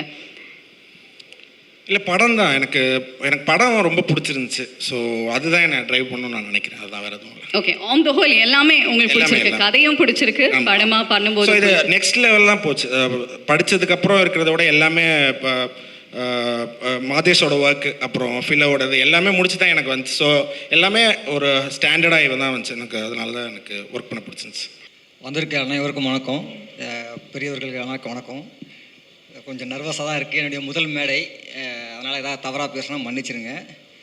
இது வந்து சிறை, இதில் நான் நடிகர்களை பற்றி நிறைய பேசணும்னு நினச்சேன். நிறைய நம்பர்ஸ் இருக்குது, சொன்னாக்கா நான் மறந்துடுவேன். கேரக்டர்ஸ் நேம் தான் ஞாபகமாக இருக்குது, பேப்பரை வச்சிட்டேன். இது வந்து சிறை வந்து உண்மை மனிதர்களை பற்றின கதை. தமிழ் என்கிட்ட முதல்ல சொல்லும்போது இப்படியான ஒரு பேக்ரவுண்ட்குள்ளே இது ஒன்று இருக்குதுன்னு சொன்னார். சரி, அதை நம்ம ஒர்க் பண்ணுவோம் அப்படின்போது அது அப்படி விரிஞ்சிருச்சு. சார் அப்பப்போ ஒன்று சொல்லுவார், ஒரு கதை வந்து அதுவாக தானே இது பண்ணிக்கொண்டுவார். அது இந்த கதையில் நடந்தது. எனக்கு டெக்னீஷியன்ஸ் முதற்கொண்டு எல்லாமே நடந்தது. அப்புறம் ப்ரொடியூசர் லலித் சார் தமிழ் சொல்லும்போது அவர் வந்து வெற்றி சாரோட அசிஸ்டன்ட்னா எனக்கு ஓகே தான், நீங்கள் யாரை கை காட்டிங்களோ ஓகேன்னாரு. அவர் அதே மாதிரி என்னை நம்பினார். நாங்கள் அதை பண்ணியிருக்கோம். ஃபிலோ, எடிட்டர் ஃபிலோ, அவர் வந்து ஒரு நல்ல ஃப்ரெண்ட்லியான டெக்னீஷியன்ஸ். நீங்கள் என்ன வேணாலும் அவர்கிட்ட சஜஷன் பண்ணலாம், என்ன வேணாலும் கேட்கலாம், சண்டை போடலாம், அந்த மாதிரியான ஒரு ஆள். அதுக்கப்புறம் ஜஸ்டின்ட்டு எனக்கு அது ரொம்ப பிடிச்சிருந்துச்சி. நம்ம ஃபஸ்ட் படம் டேரக்டர், நம்ம ஏதாவது ஒன்று சொன்னால் எப்படி எடுத்துப்பாங்கன்னு நமக்கு தெரியாது. பட் ஆனால் ஜஸ்டின் அதை பற்றி எதுவும் கவலைப்படல. நீங்கள் என்ன வேணால் சொல்லுங்கள், என்ன வேணால் இது பண்ணுங்கள், நான் அதை பார்த்துக்கிறேன் அப்படின்ட்டு எனக்கு அது ஒரு பெரிய சப்போர்ட் பண்ணார் ஜஸ்டின். ரொம்ப தேங்க்ஸ் ஜஸ்டின். அப்புறம் ஆர்ட் டைரக்டர் ராகவன் வந்து என்னோடய காலேஜ் ஜூனியரு. ரஞ்சித் எனக்கு தெரியும், ஜூனியரு. அதனால் எனக்கு ஒரு பிரச்சனையே இல்லை. நான் என்ன நினைக்கிறேனோ ராகவன் அது பாட்டு பண்ணிகிட்டே இருப்பார். காசு வருது இல்லை அதை பற்றிலாம் கவலைப்பட மாட்டார். ராகவன் வந்து அவர் பாட்டு ஒரு வேலையை செஞ்சுக்கிட்டே இருப்பார். அது ரொம்ப ரொம்ப நல்ல விஷயமா இருந்துச்சு எனக்கு. அப்புறம் சூரி, எனக்கு இந்த நடிகர்களுக்கு வந்து எப்படி ஹேண்டில் பண்ணுறதுன்றது, நடிகர்களோட பழகிறதுன்றது வந்து எனக்கு ரொம்ப பெருசாக பழக்கம் இல்லை. அதை நான் சூரிக்கிட்ட கொடுத்துட்டேன். வந்து இந்த பசங்களை எப்படி செட் பண்ணணும், என்னவா இது பண்ணணும், அது வந்து எந்தெந்த நடிகர்கள்லாம் தேவைப்படுதோ அது எல்லாமே வந்து சூரி அதை பார்த்துக்கிட்டாரு. அவங்கள என்னை செட்டு கொண்டு வந்து கொடுத்தாரு. நான் செட்டில் அவங்கள வேலை வாங்கிட்டேன். அது வரைக்கும் நன்றி. சூரிக்கு ரொம்ப நன்றி. காஸ்டியூம் டிசைனர் வர்ஷினி, அவங்க இந்த படம் பார்க்கும்போது இந்த இதில் இந்த பீரியடில் இருக்குது அப்படின்னாக்கா அது காஸ்டியூம் டிசைனர் வர்ஷினிக்கு ரொம்ப இது. ஸோ இந்த மாதிரி ஒரு டெக்னீஷியன்ஸும் அவங்கவுங்க வேலையை அவங்க சிறப்பாக பார்த்துருக்காங்க, நான் நம்புகிறேன். நடிகர்கள் வந்து ஒருத்தராக நான் சொல்ல முடியல. ஸோ அதனால் அது தப்பாக எடுத்துக்காதீங்க. இந்த படத்தில் நடிச்சிருக்க எல்லா நடிகர்களுமே எனக்கு ரொம்ப நெருக்கமான நடிகர்கள். ஏன்னா என்னென்னா நம்ம டார்ச்சர் பண்ணுவோம். ஏன்னா நமக்கு வந்து டார்ச்சர் மீன்ஸ் என்னென்னா ஒரு குறிப்பிட்ட டைம் தான் இருக்குது, ஒரு குறிப்பிட்ட டைமில் அந்த படத்தை நம்ம முடிக்கணும். ஸோ அதுக்கு வந்து எனக்கு என்ன பண்ணணும் அப்படின்னா அவங்க அவ்வளோ எனக்கு ஒத்துழைச்சாங்க. ஸோ அந்த நடிகர்களுக்கு ரொம்ப ரொம்ப நன்றி. விக்ரம் பிரபு சார் வந்து எனக்கு ரொம்ப, அவர் கிடச்சது வந்து எனக்கு ரொம்ப ஒரு சந்தோஷமான விஷயம். என்னென்னா முதல் படம் director. So Vikram Prabhu sir வந்து எனக்கு முன்ன சொன்ன மாதிரி தான், எனக்கு நடிகர்களோட நான் கொஞ்சம் பழகிறது கொஞ்சம் கஷ்டமாக இருக்கும். அவர் என்னை கம்ஃபர்ட் பண்ணார். ஸோ அந்த வகையில் அவர் பயங்கரமாக இது பண்ணார். அப்புறம் இந்த கேரக்டர், இந்த கதிரவன்ற இந்த கேரக்டரை வந்து அவர் வந்து சார் ஒன்றுமே இல்லை, உங்களுடைய வயசுக்கு ஏற்ற மாதிரி நடந்துருங்க போதும். அது வந்து ரொம்ப அழகாக இருந்துச்சு எனக்கு. என்ன ஒரு மெச்சூர்டாக இருக்கணும் அந்த படத்தில், ஒரு மெச்சூர்டான ஒரு ஆக்டர், ஒரு ஏட்டு ஸோ வந்து அதை நீங்கள் சரியாக பண்ணிவிடுங்க. அவர் அது வந்து அந்த கேரக்டரை புரிஞ்சுக்கிட்டார், அதுக்காக வெயிட்டு போட்டார், அதை சரியாக அவர் பண்ணிட்டார். அதுக்கு நன்றி சார். அக்ஷய் வந்து தமிழ் சொன்ன மாதிரி தான் நினச்சிருந்தா ஒரு நல்ல வேறு ஒரு இதுக்குள்ளே போயிருக்கலாம். பட் ஆனால் அந்த கதைக்குள்ளே வந்தது லலித் சார் பண்ண இது. லலித் சாருக்கு உண்மையிலேயே கதை நாலேஜ் ரொம்ப நல்லா இருக்குது. ஏன்னா அவர் இது நம்பினார். அக்ஷய் நான் காட்டும்போதே இப்படி தான் வரும்போது கொஞ்சம் உடம்புலாம் போட்டு ஒரு மாதிரி இதுவாக பில்டப்பாக வந்தாப்புல, எல்லாம் வேண்டாம் போய் உடம்ப இது பண்ணு, நார்மலாக வா, ஊரில் இருக்க பசங்களாம் பாரு, எல்லா ஏரியா பசங்களை கொஞ்சம் பேரை பாரு அப்படின்னு. அதுக்கு சூரி பயங்கரமாக ஹெல்ப் பண்ணார். உடம்ப குறைச்சாரு, வந்தார், தாடி மீசை விட்டோம், நல்லா இருந்தது. ஸோ இது பண்ணோம். அனீஷ்மா நான் மலையாளத்தில் படம் பண்ணியிருக்காங்க. இது ஃபஸ்ட் டைம் நம்ம இங்கே பார்த்தோம். எனக்கு முகமாக பார்க்கும்போதே எனக்கு வந்து ஒரு இன்னசென்ட் தேவைப்பட்டது. அனீஷ்மாவை பார்த்தது ரொம்ப பிடிச்சிருந்துச்சி. நான் ஒரு நாள் சார்கிட்ட கேட்டேன், காமிச்சேன், சார் இந்த பொண்ணுக்கு என்ன வயசு இருக்கணும். சார் கரெக்டாக சொன்னார் வயசு. சார் மட்டும் சார் எப்படி சார் கண்டுபிடிச்சிங்க? இல்லை தெரியுதுடா அப்படின்னாரு. ஆனால் மற்ற யாருமே அனீஷ்மாவுடைய அந்த இது சொல்ல முடியாது. ஸோ அனீஷ்மாவுக்கு ரொம்ப நன்றி. அனந்தா வந்து நம்ம ஆடிஷனில் செலக்ட் பண்ணோம். ஆடிஷன் வந்தாங்க, வந்து பார்த்துட்டு அவங்களுக்கான ஆடிஷன் வச்சோம், செலக்ட் பண்ணோம். ரொம்ப நல்லா இருந்துச்சு. அப்போ நான் எப்போதும் எனக்கு ஒரு சின்ன டவுட் இருந்துச்சு. என்னவா இருக்குன்னா, ஒரு போலீஸ் எனக்கு அந்த அனந்தா பிடிச்சிருந்துச்சி. நான் தமிழ்கிட்ட அனுப்பிச்சேன். ஏன்னா தமிழ் தான் அந்த கேரக்டரை பார்த்துருக்காரு. ஸோ தமிழ்கிட்ட அனுப்பிச்சேன். ஓகே, அவர் வந்து ரொம்ப சந்தோஷமாக ஓகேங்க ரொம்ப நல்லா இருக்குது அப்படின்னாரு. அதனால் அந்த வகையில் தமிழுக்கு ஒரு நன்றி. அப்புறம் வெற்றி சாரை சொல்லணும். என்னென்னா இது வந்து வெற்றி சாருக்கு வந்து என்னென்னா, நாங்கள் வந்து நான் வீட்டில் இருந்ததோட நான் ஆல்ரெடி ஒரு பேட்டில் சொல்லியிருக்கேன், வீட்டில் இருந்ததோட வெற்றி சார் கூட இருந்தது தான் ஜாஸ்தி. ஏன்னா 24/7 வேலை, எப்போதும் நாங்கள் அவர் கூடவே இருப்போம், அவர் கூட இது பண்ணுவோம். ஸோ அப்போ என்னவா இருக்குன்னா, எங்களுக்கு வேறு எதுக்குமான டைமே இல்லை. வெளியே சுற்றுறதோ நான் இது பண்ணுறதோ எந்த டைமும் இல்லை. அந்த ஆஃபீஸுன்றது வந்து ஒரு வீடு மாதிரி.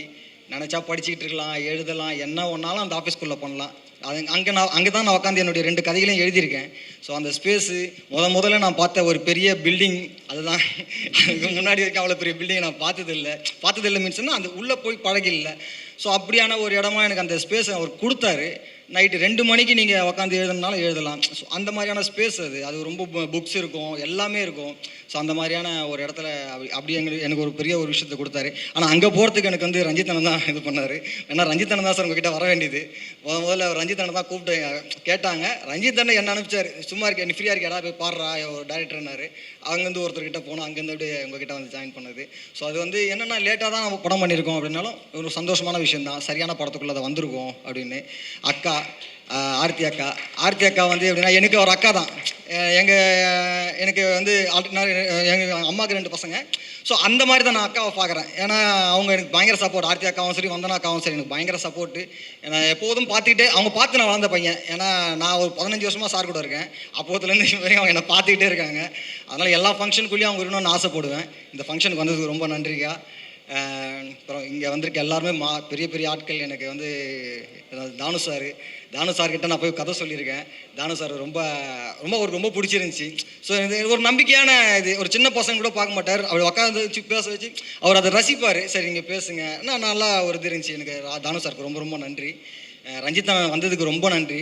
ஏன்னா எனக்கு என்னுடைய காலேஜில் சீனியர் வந்து ஒரு காலேஜ் நமக்கு ஒரு பெரிய இன்ஸ்பிரேஷனாக இருக்கும்ல. அவருடைய வாய்ஸ் இன்றைக்கி ரொம்ப முக்கியமான வாய்ஸாக இருக்குது. சாரோட வாய்ஸ் ரொம்ப முக்கியமான வாய்ஸாக இருக்குது. இப்போ அங்கேருந்து நம்ம ஒன்று வரோம் அப்படின்னும் போது நமக்கு அது வந்து ஒரு பொறுப்பு இருக்குது. இந்த படத்துக்குள்ளே ஒரு பொறுப்பு இருக்குது. அந்த பொறுப்பை நான் சரியாக செஞ்சுருக்கேன் நான் நம்புகிறேன். ஏன்னா கட்டாயம் நம்ம வந்து தவறான இதுக்குள்ளே போக மாட்டோம், போகவும் வாய்ப்பு இல்லை, நான் போக மாட்டோம். அந்த மாதிரியான ஒரு விஷயத்த எனக்காக சிறப்பாக ஒரு பார்வையை ஏற்படுத்தி கொடுத்தது இருக்குல்ல, ஒரு சமூகத்து மேலே இருக்க ஒரு பார்வையை ஏற்படுத்தி கொடுத்தது வந்து நம்ம கூடுற பழகிற மனிதர்கள் தான். அதை வந்து நான் அதிகமாக இருந்தது வந்து வெற்றி சாருக்கு என்னவா சுற்று போட்டாலும் அந்த பார்வை மாறாது. அதனால் அவருடைய பார்வை ரொம்ப முக்கியமான பார்வை. அந்த பார்வையோட நானும் இயங்குறதுன்றது வந்து எனக்கு ரொம்ப முக்கியமாக இருக்குது. மற்றபடி எங்கள் அம்மா வந்து சினிமாவில் ஏன்னா எங்கள் அம்மா வந்து சினிமா பற்றி எதுவுமே தெரியாது. யார்கிட்ட வேலை செய்கிற அப்படின்னா வெற்றிமாறன்னா தெரியாது. ஸோ எந்த நடிகர்களை பற்றி அவங்க பெருசாக தெரியாது. ஏன்னா அவங்க வந்து பட் ஆனால் மாதமான சம்பளம் கொடுத்துட்டோன்னா சந்தோஷம். ஸோ அது ஒரு பெரிய இது. எனக்கு வந்து எங்கள் அம்மா மேலே வந்து அவ்வளோ ஒரு இது.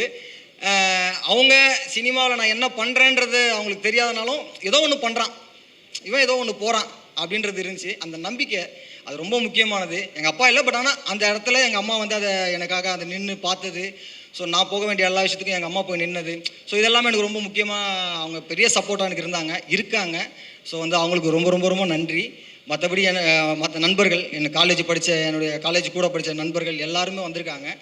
எல்லாரும் என்னென்ன நம்ம எப்போல்லாம் ஒரு காலகட்டங்களில் நமக்கு வந்து ஃபினான்ஷியலாக பிரச்சனை வரும். எல்லா நேரங்களும் நம்ம இதுவாக இருக்க முடியாது. மச்சான் அதை கொஞ்சம் போட்டு வரும், அதை கொஞ்சம் போட்டு வராங்க, அதெல்லாம் செய்வாங்க.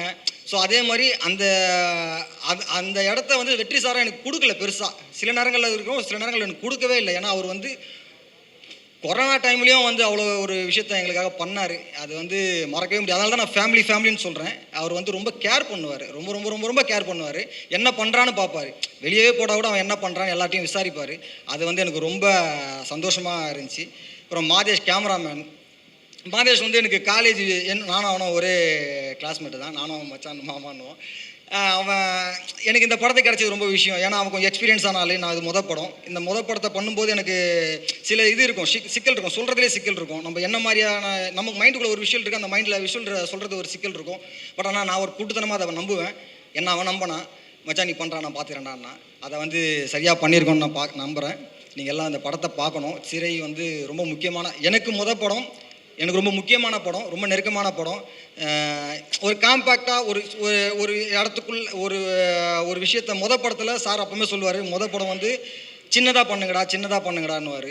சின்னதாக யோசி, கரெக்டாக எழுதி எடுத்துகிட்டு போய் படம் பண்ணு, அதை ரொம்ப தெளிவாக சொல்லுவார். ஏன்னா எங்களுக்கு என்கிட்ட இருக்கிற எனக்கு கிடைக்கிறதெல்லாம் பார்த்துட்டு உனக்கு கிடைக்கும் தயவு செஞ்சு நினைக்காத, அப்படி நடக்கவே நடக்காதுன்றதை வந்து சார் ரொம்ப தெளிவாக சொல்லியிருக்காரு. ஸோ அப்போ அது வந்து நமக்கு ரொம்ப முக்கியமாக இருந்துச்சு. ரைட், ஓகே, நமக்கும் புரியும் வெற்றி சாருக்கு கிடைக்கிறது கண்டிப்பாக நமக்கு கிடைக்காது. பட் ஆனால் நமக்கு கிடைக்கிறதுல நம்ம எவ்வளோ கான்ஃபிடென்ட்டாக எவ்வளோ ஸ்ட்ராங்காக ஒர்க் பண்ணுறது எனக்கு ரொம்ப தெரியும். ஏன்னா இது நமக்கு சும்மாலாம் வந்து கிடைக்கல, ரொம்ப போராடி தான் இந்த இடத்துக்குள்ளே வந்து நம்ம இது பண்ணுறோம். ஸோ அது வந்து எனக்கு ஒரு லேபிள்ன்றது, வெற்றி சார் லேபிள்ன்றது எனக்கு ரொம்ப லேபிள் அந்த அசிஸ்டன்ட்ன்றது எனக்கு ஒரு ரொம்ப பெரிய சந்தோஷம். அதன் மூலிமா எனக்கு கிடைச்சது இருக்குல்ல, அது ரொம்ப ரொம்ப சந்தோஷம். நான் திரும்ப ஒரு தான் சொல்லியிருக்கேன், லலித் சாருக்கு ரொம்ப ரொம்ப நன்றி, தமிழுக்கு ரொம்ப நன்றி, வெற்றி சார் எல்லாருக்குமே ரொம்ப நன்றி, ரொம்ப ரொம்ப நன்றி. தேங்க்யூ. இனிய நாள் இது. அரங்கம் நிகர் ஆற்றலார்களே, கலைச்சிற்பிகளே, திரைச்சிற்பிகளே, இணையதள நண்பர்களே, தொலைக்காட்சி தோழர்களே, ஊடக சகோதரர்களே, உங்கள் அனைவருக்கும் என் பணிவான பிற்பகல் வணக்கத்தின் மகிழ்வோடு தெரிவித்துக் கொள்கின்றேன். சொல்லனா இன்பம் சூழ்ந்த சூழ்நிலையில் நான் நின்று கொண்டிருக்கிறேன். தம்பி வெற்றிமானுடைய வார்பட்டறையில் பயிற்சி பெற்ற இருபெரும் திலகங்கள், ஒன்று தமிழ், இன்னொன்று சுரேஷ். இருவரும் இணைந்த இந்த ஒரு சூழல் சர்க்கரை பந்தலில் தேன்மாறி பொழுந்தது போல் இரட்டிப்பு மகிழ்ச்சி. இந்த படம் மாபெரும் வெற்றியடையும். கண்டேன், கலிப்பேருவை கொண்டேன். சிறை என்னை சிறைப்பிடித்தது, இதய சிறைப்பிடித்தது. முதல் படம் என்று சொல்ல முடியாத அளவுக்கு அக்ஷயனுடைய பாத்திரமும் அது மெருகேற்றிய விதமும் என்னை சிறைப்பிடித்தது தான். கடுமையான ஒரு பயிற்சியாளராக, ஒரு காவல்துறை அதிகாரியாக பணியாற்றிய தம்பி விக்ரம் பிரபுவை பற்றி சொல்லவே வேண்டியதில்லை. எங்கள் குடும்பத்து பிள்ளை. அவர்கிட்ட நான் இதுவரையிலும் பேசலை, ஆனால் அவங்க அப்பா கிட்ட பேசிட்டேன். பிச்சிட்டான் பையன், பிரமாதமாக பண்ணியிருக்கிறான்னு ஒரு 10 நிமிஷம் அவர்கிட்ட பேசியிருப்பேன். ஆக காலத்தின் அருமைகதியில் நான் சுருக்கமாக முடிச்சுக்கிறேன். லலித்துக்கு இது ஒரு மகுடம், உண்மையிலேயே ஒரு மகுடம். நான் இந்த படத்துக்கு வந்து சிறை படம் பார்த்த பிறகு நான் இதுக்காக நான் பிஆர்ஓ வேலை பண்ணின்னு இருக்கிறேன். எல்லாருக்கிட்டையும் சொல்லின்னு இருக்கிறேன். மிக சிறப்பான ஒரு படமாக அமைஞ்சிருக்குது. ஒரு திரையுலகுக்கு வந்து மிகப்பெரிய வரவேற்பினை பெறும். ஊடக சகோதரர்களுக்கு ஒன்று சொல்வேன், இந்த படத்தை குண்டிலிட்ட விளக்காக ஏற்றி வையுங்கள், கோபுர கலசமாய் ஒளி வீச செய்யுங்கள், அகவீரில் அகற்றி அறிவொளி வீசிட செய்ய கலங்கர விளக்கமாய் நீங்கள் உங்களுடைய பணியை செய்யுங்கள் என்று சொல்லி வாய்ப்புக்கு நன்றி தெரிவித்து விரைப்புகிறேன். நன்றி, வணக்கம். அனைவருக்கும் வணக்கம். கோப்ரா 7 ஸ்க்ரீன் ப்ரொடியூஸ் பண்ண படம். நான் ஃபஸ்ட் ப்ரொடியூஸ் பண்ண படம் மாவீரன், செகண்ட் ப்ரொடியூஸ் பண்ண படம் 3 BHK. இந்த வருஷம் எனக்கு ரொம்ப ஸ்பெஷலான மேடை இதுவும். ஏன்னா இதே வருஷத்தில் நான் அசிஸ்டன்ட் டைரக்டராக ஒர்க் பண்ண ராம் சார் படத்து கூட என் படம், நான் தயாரித்த படம் ரிலீஸ் ஆனதும் நான் வந்து ப்ரொடியூசர் ஆகணும்னு நினச்சதே கிடையாது. ஏதோ ஒரு இதில் சரியாக டைரக்டர் ஆக முடியாதனால எனக்கு இருந்த எனக்கு ஒரு வாய்ப்பு கிடச்சி நான் தயாரிப்பாளராக இருக்கேன்னு நினைக்கிறேன். பட் அதுக்கு முன்னாடி என்னை நம்பி ஒரு மிகப்பெரிய பொறுப்பை கொடுத்து என்னை ரொம்ப மரியாதையாகவும் கண்ணியமாகவும், நான் ஒரு அசிஸ்டன்ட் டைரக்டராக இருந்தவன் தான். அது என்னை ஒரு நாள் கூட என்னை ஒரு ஒரு ஒரு சாதாரண ஒரு ஆளாக ட்ரீட் பண்ணாமல் ரொம்ப என்னை மரியாதையாகவும் ரொம்ப கண்ணியமாகவும் ட்ரீட் பண்ண 7 ஸ்க்ரீன் ஸ்டுடியோ லலித் சார் அவர்களுக்கு என்றைக்குமே என்னோடய மரியாதையும் இதுவும் இருக்கும். Thank you sir. இது ஃபேமிலி ஃபங்க்ஷன் மாதிரி தான். ஏன்னா அக்ஷய் ஸ்டேஜில் பேசும்போது ரொம்ப ஆச்சரியமாக இருந்தது, இவ்வளோ வளர்ந்து இப்படி பேசுகிறாருன்னு பார்க்குறதுக்கு. அக்ஷய் ஃபஸ்ட்டு துக்ளக் தர்பார் படத்தில் வந்து ஒரு ஷார்ட் நடித்தார், YMCAல தான் எடுத்தாங்க. அது இன்னும் ஞாபகம் இருக்குது, ஒரு 7-8 years பிஃபோர். அப்போ வந்து ரொம்ப விளையாட்டுத்தனமாக அவர் நடிச்சிருந்தார். நான் ஓகே, அது ஒரு படம் இந்த மாதிரி சின்னதாக நடிச்சுட்டு அதுக்கப்புறம் வருவாரா நடிப்பாரான்னு தெரில, அப்படி தான் இருந்தேன். அதுக்கப்புறம் இப்படி ஒரு ஜேர்னி வந்து இந்த மாதிரி ஒரு படத்தில் வந்து அக்ஷய் டெபு ஆகிறது வந்து ரொம்ப சந்தோஷமாகவும் பெருமையாகவும் இருக்குது. வாழ்த்துக்கள் Akshay, very very happy for you, congrats. நான் இவ்வளோ இவங்களாம் இருக்கும்போது என்னை பேச கூப்பிடுவார் நான் எதிர்பார்க்கல. நான் ஃபஸ்ட்டு ஒரு ஃபங்க்ஷனுக்கு ஏதாவது போனாவே பேச மட்டும் கூப்பிட்றாதீங்க அப்படின்னு சொல்லி எஸ்கேப் ஆயிடுவேன். இங்கே வந்தோடனே கேட்டார், இருந்தாலும் நான் சார் பேசணும், ஏன்னா சாருக்காகவும் நான் படம் பார்த்துட்டேன், அதனால் பேசணும் அப்படின்னு நினச்சி தான் மேடையில் இருந்தேன். ஒரு 2-3 minutes மட்டும் டைம் எடுத்து பேசிடுறேன். ஏன்னா மெயினாக வந்ததுக்கு காரணம் லலித் சார். அதுக்கப்புறம் கண்டிப்பாக இந்த படத்தை பற்றி பார்த்ததுலேருந்து எவ்ரிடே எல்லாத்துலேயும் பேசிகிட்டு இருக்கோம். அந்த படம் முடிச்சுட்டு டைரக்டர்ஸ் எல்லாமே போய் ஒரு டீ கடையில் நின்று ஒரு 2-3 மணி நேரம் ஒரு படத்தை பற்றி பேசணும்.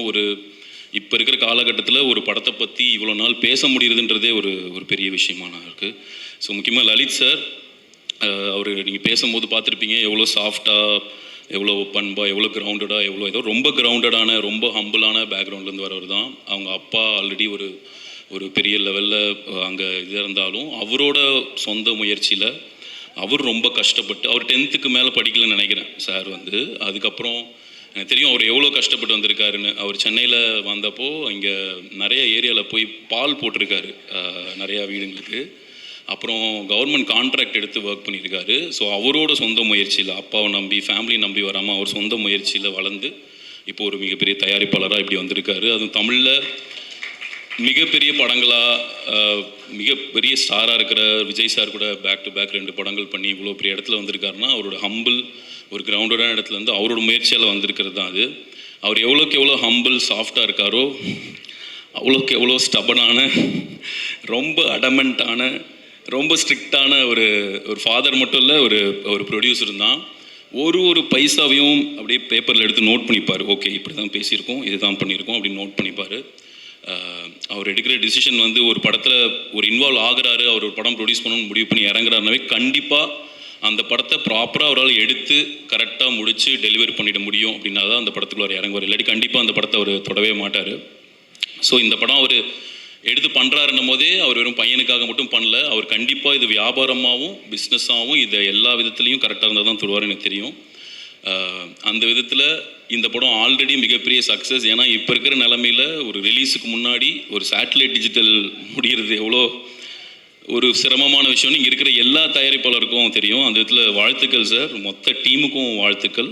இப்படி ஒரு நல்ல ஒரு நாய்ஸ் க்ரியேட் பண்ணி இப்படி ஒரு பிஸ்னஸ் பண்ணிவிட்டு ஒரு ஸ்ட்ராங் ரிலீஸுக்கு போகிறதுன்றது.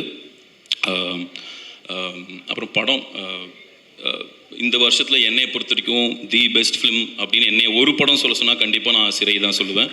அது வந்து லலித் சார் படம் அக்ஷய் நடிச்சிருக்கான்றதுக்காக கண்டிப்பாக கிடையாது. இந்த வருஷத்தோட 100% கான்ஃபிடண்ட்டாக சொல்லலாம் தி பெஸ்ட் டெபு வந்து சுரேஷ் ராஜ்குமாரி அவர்களோட தான். என்னையை பொறுத்த வரைக்கும் நான் சொல்கிறேன், நம்ம படம் பார்த்துட்ருக்கோம், அதை வச்சு ஒரு ஆடியன்ஸாக இருந்து நான் சொல்கிறேன், ஒரு சினிமாவில் இருக்கிறவங்களாம் சொல்ல. ஏன்னா ஒரு ஆடியன்ஸாக போய் பார்க்குறவங்களுக்கு வந்து ஒரு 3-4 விதமாக போய் பார்க்கணுன்னு இருப்பாங்க. எனக்கு வந்து இந்த படத்தில் எவ்வளோ என்டர்டெய்னிங்காக இருக்குது, இதெல்லாம் வேணாம், எனக்கு என்ன இந்த படத்துலேருந்து கருத்து சொல்ல போகிறாங்க, இந்த படத்துலேருந்து எனக்கு டேக்அவே என்ன, இந்த படம் என்ன அரசியல் பேசுது அப்படின்றதுக்காக ஒரு செக்டார் பார்க்குறாங்கன்னா, இது 100% ஒரு சரியான அரசியல் பேசுகிற ஒரு உங்களை பொலிட்டிக்கலாக இன்னும் ஒரு அடுத்த கட்டத்துக்கு நகர்த்துகிற ஒரு முக்கியமான டாபிக் எடுத்து ரொம்ப போல்டாக ஸ்ட்ராங்காக பேசுகிற ஒரு படமாக இருக்கும். ஸோ உங்களுக்கு நிச்சயமாக இந்த படம் ரொம்ப பிடிக்கும். சில பேர் வந்து ஒரு மெஜாரிட்டி ஆஃப் ஆடியன்ஸ் வந்து எனக்கு என்ன கருத்து சொல்கிறாங்க அதெல்லாம் முக்கியமாக இல்லைப்பா, தேட்டரில் போனால் கிரிப்பிங்காக இருக்குமா, டைம் எனக்கு வந்து பயங்கர என்டர்டெய்னிங்காக இருக்குமா அப்படின்னா அந்த விதத்துலையும் இந்த படம் வந்து உங்களை கண்டிப்பாக திருப்திப்படுத்தும். ஏன்னா அவ்வளோ ஒரு செகண்ட் கூட உங்களை வந்து எந்த இடத்துலையும் டீவியேட் பண்ண விடாமல், டிஸ்ட்ராக்ட் பண்ண விடாமல் அந்த ஃபுல் ரன் டைமும் கிரிப்பிங்காக ஒரு என்டர்டெய்னிங்காக வச்சுருந்தது இந்த படம். அந்த விதத்துலையும் அவங்களையும் சாட்டிஸ்ஃபை பண்ணும். அப்புறம் இன்னொரு சில ஆடியன்ஸ் இருப்பாங்க, அவங்களுக்கு வந்து எனக்கு என்ன பண்ணலாம் வேணாம், என்ன டியூரேஷன், இப்போ அந்த சென்சார்லேயே வந்துடுது டியூரேஷன் இவ்வளோனா அதுக்காக மட்டுமே நான் போய் படம் பார்க்கணும்னா ரொம்ப கிறிஸ்பியான ரொம்ப ஒரு ஷார்ட் ரன் டைமில் இவ்வளோ எல்லா அம்சத்தோடும் சேர்ந்து ஒரு கொடுக்குற ஒரு படமாகவும் சிறையாக இருக்கும். ஸோ எல்லா விதத்துலேயும் ஒரு படம் கரெக்டாக அமையிறதுன்றது ரொம்ப ரேர். ஸோ அந்த விதத்தில் இது 3 விஷயத்துலையுமே பர்ஃபெக்டாக சிறை வந்து அமைஞ்சிருக்கு. பர்டிகுலராக சுரேஷ் பிரதர் அவங்களை பற்றி சொல்லணும். எனக்கு அவர் பரிச்சயமே கிடையாது, படம் பார்த்துட்டு அப்புறம் தான் நான் அவரை பேசுகிறேன்.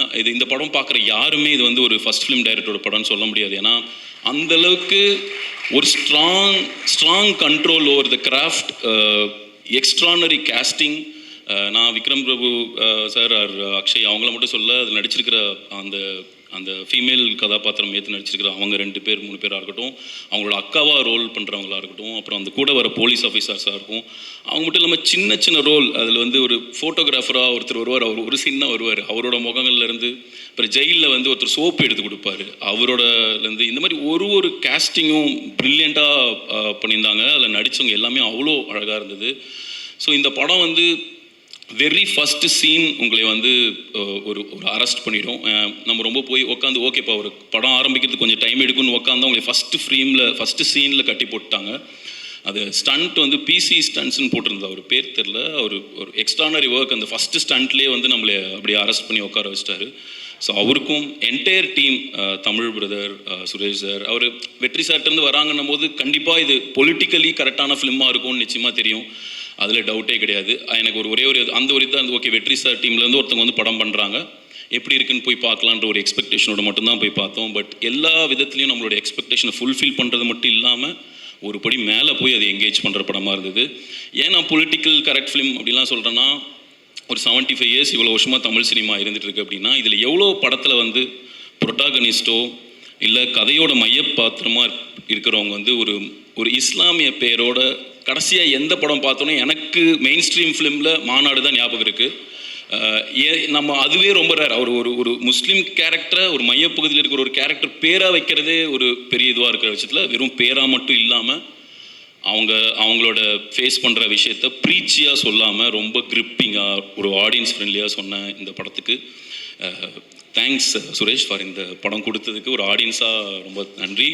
லலித் சார், தானு சார் சொன்னார் இந்த படம் வந்து உங்களோட ஒரு இதில் மகுடமாக இருக்குன்னு. நீங்கள் எவ்வளோ பெரிய படங்கள்லாம் பண்ணிட்டீங்க, பட் இன்னொரு 10 வருஷம் கழிச்சு 15 வருஷம் கழிச்சு நம்மளோட ஃபிலிமோகிராஃபி எடுத்து பார்க்கும்போது கண்டிப்பாக சிறை வந்து என்றைக்குமே உங்களை ஒரு பெருமைப்படுத்துகிற படமாக இருக்கும்.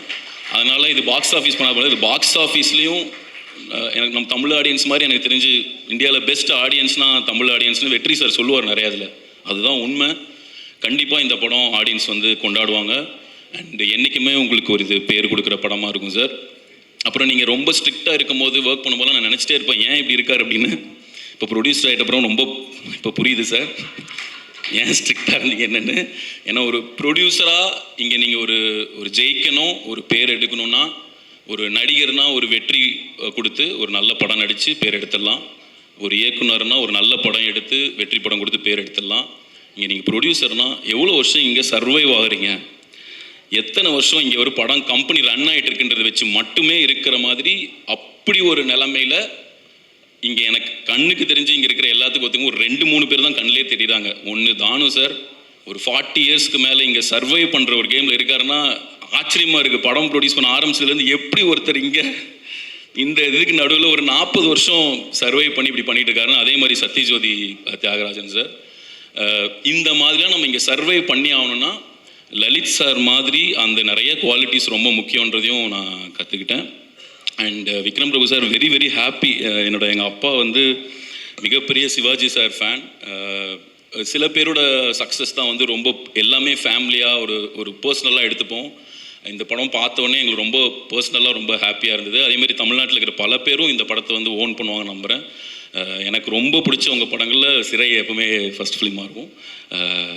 Tamil, Suresh and entire team, Justin Prabhakaran brother, Madhesh, எல்லாத்துக்குமே என்னோடய வாழ்த்துக்கள். தேங்க்யூ.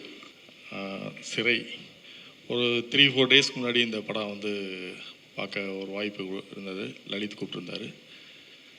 படம் பார்த்தது எனக்கு வந்து, அதாவது நைட் நாங்கள் முடியும் போது எனக்கு ஒரு 11:30 ஆயிடுச்சு. படம் பார்த்து முடிக்கும் போது என்னை பயங்கரமாக ரொம்ப இம்ப்ரெஸ் பண்ணிடுச்சு. அதாவது நான் படம் பார்த்தோன்னே எனக்கு ரொம்ப சந்தோஷம் வந்து தமிழில் நினச்சி ரொம்ப சந்தோஷப்பட்டேன்.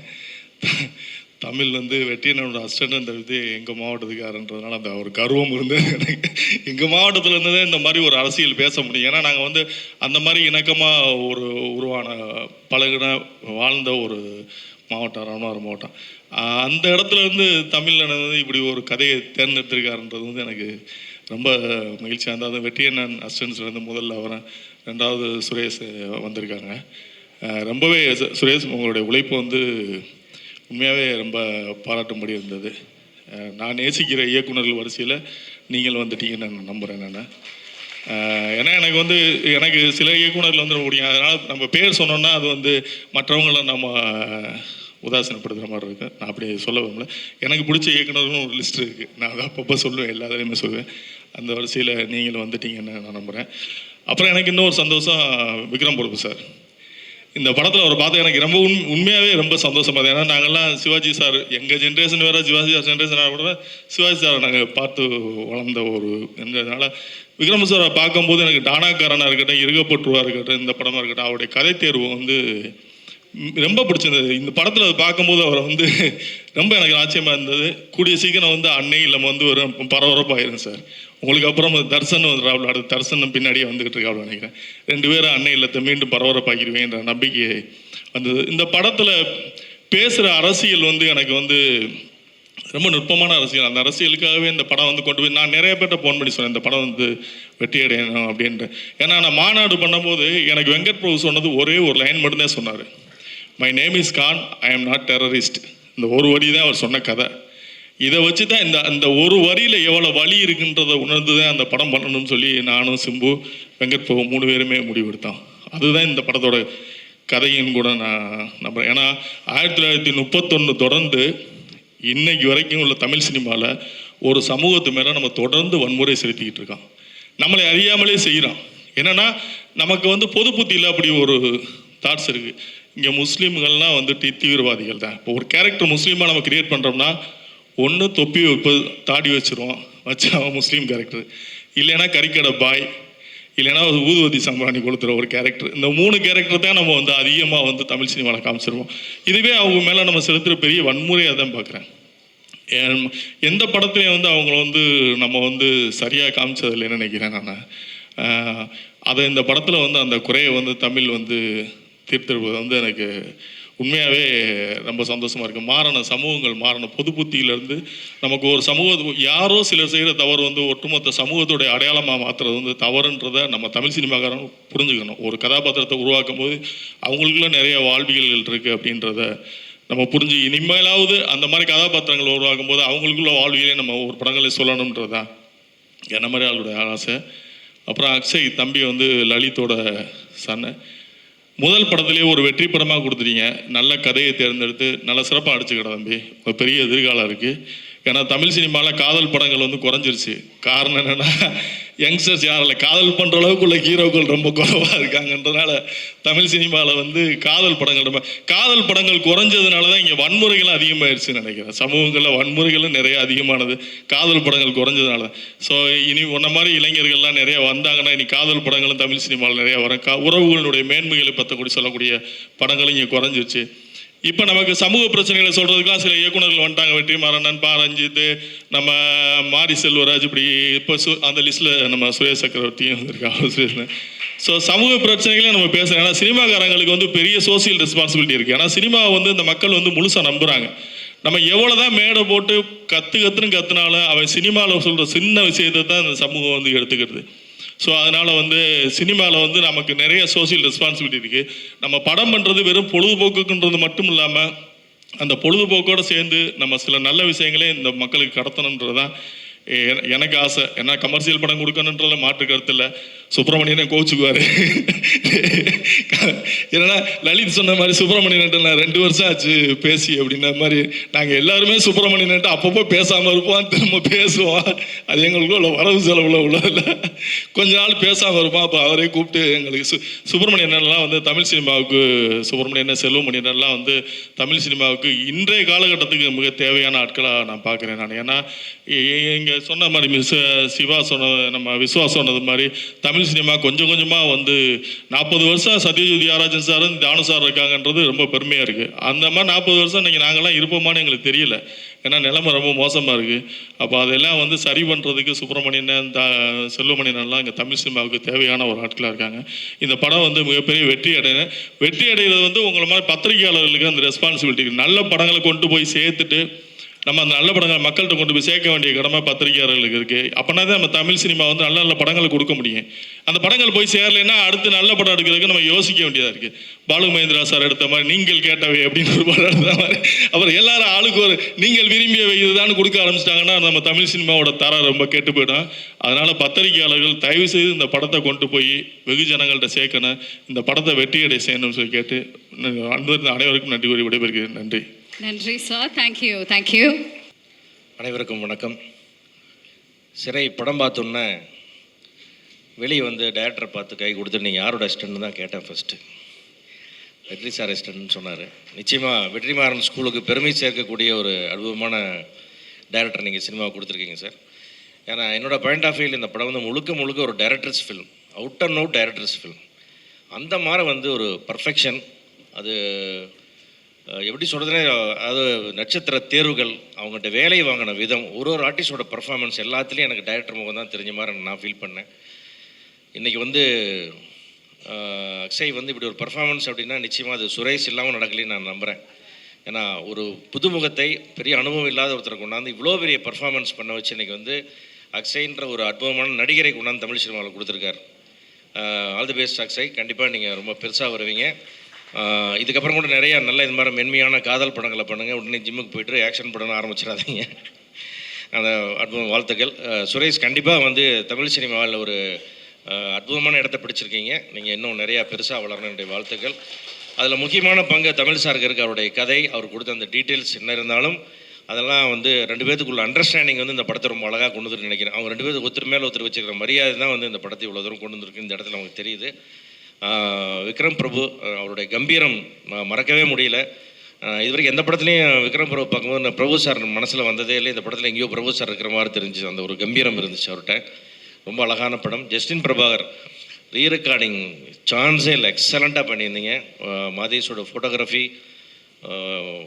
ரொம்ப பிரமாதமாக இருந்துச்சு. எல்லாமே இயல்பாக, அதாவது நான் கொஞ்சம் நேரத்தில் நாங்கள் சினிமாலாம் மறந்துட்டு அப்படியே அந்த அந்த அந்த அதையே அந்த அவங்களோட போயிட்டு நம்மளும் அவங்களோடய சுற்றிக்கிட்டு அந்த மாதிரி ஒரு அற்புதமான ஒரு சினிமா அனுபவம் கொடுத்தீங்க அந்த படத்தில். அதில் ப்ரொடியூசர் லலித் வந்து என்னுடைய மிகப்பெரிய மரியாதைக்குரிய நண்பர். ஏன்னா சினிமா வந்து ஒரு நல்ல பேஷனேட்டாக ஸ்ட்ரிக்டாக பண்ணுற ப்ரொடியூசர். நாங்களாம் ஸ்ட்ரிக்டான ப்ரொடியூசரே கிடையாது. ஆனால் வந்து அவர் வந்து ரொம்ப ஸ்ட்ரிக்டான ப்ரொடியூசர். அது ரொம்ப நல்லது கூட. உங்கள்கிட்ட தான் நிறையா கற்றுட்ருக்கோம் நாங்கள் இப்போது. லலித் சாருக்கும் என்னுடைய என்டையர் டீமுக்கும் என்னுடைய வாழ்த்துக்கள். கண்டிப்பாக தமிழ் சினிமாவின் வரலாற்றில் சிறந்த படங்களை பட்டியலிடும் பொழுது நிச்சயமாக அது வந்து சிறை அந்த இடத்தை நிச்சயமாக பிடிக்கும்.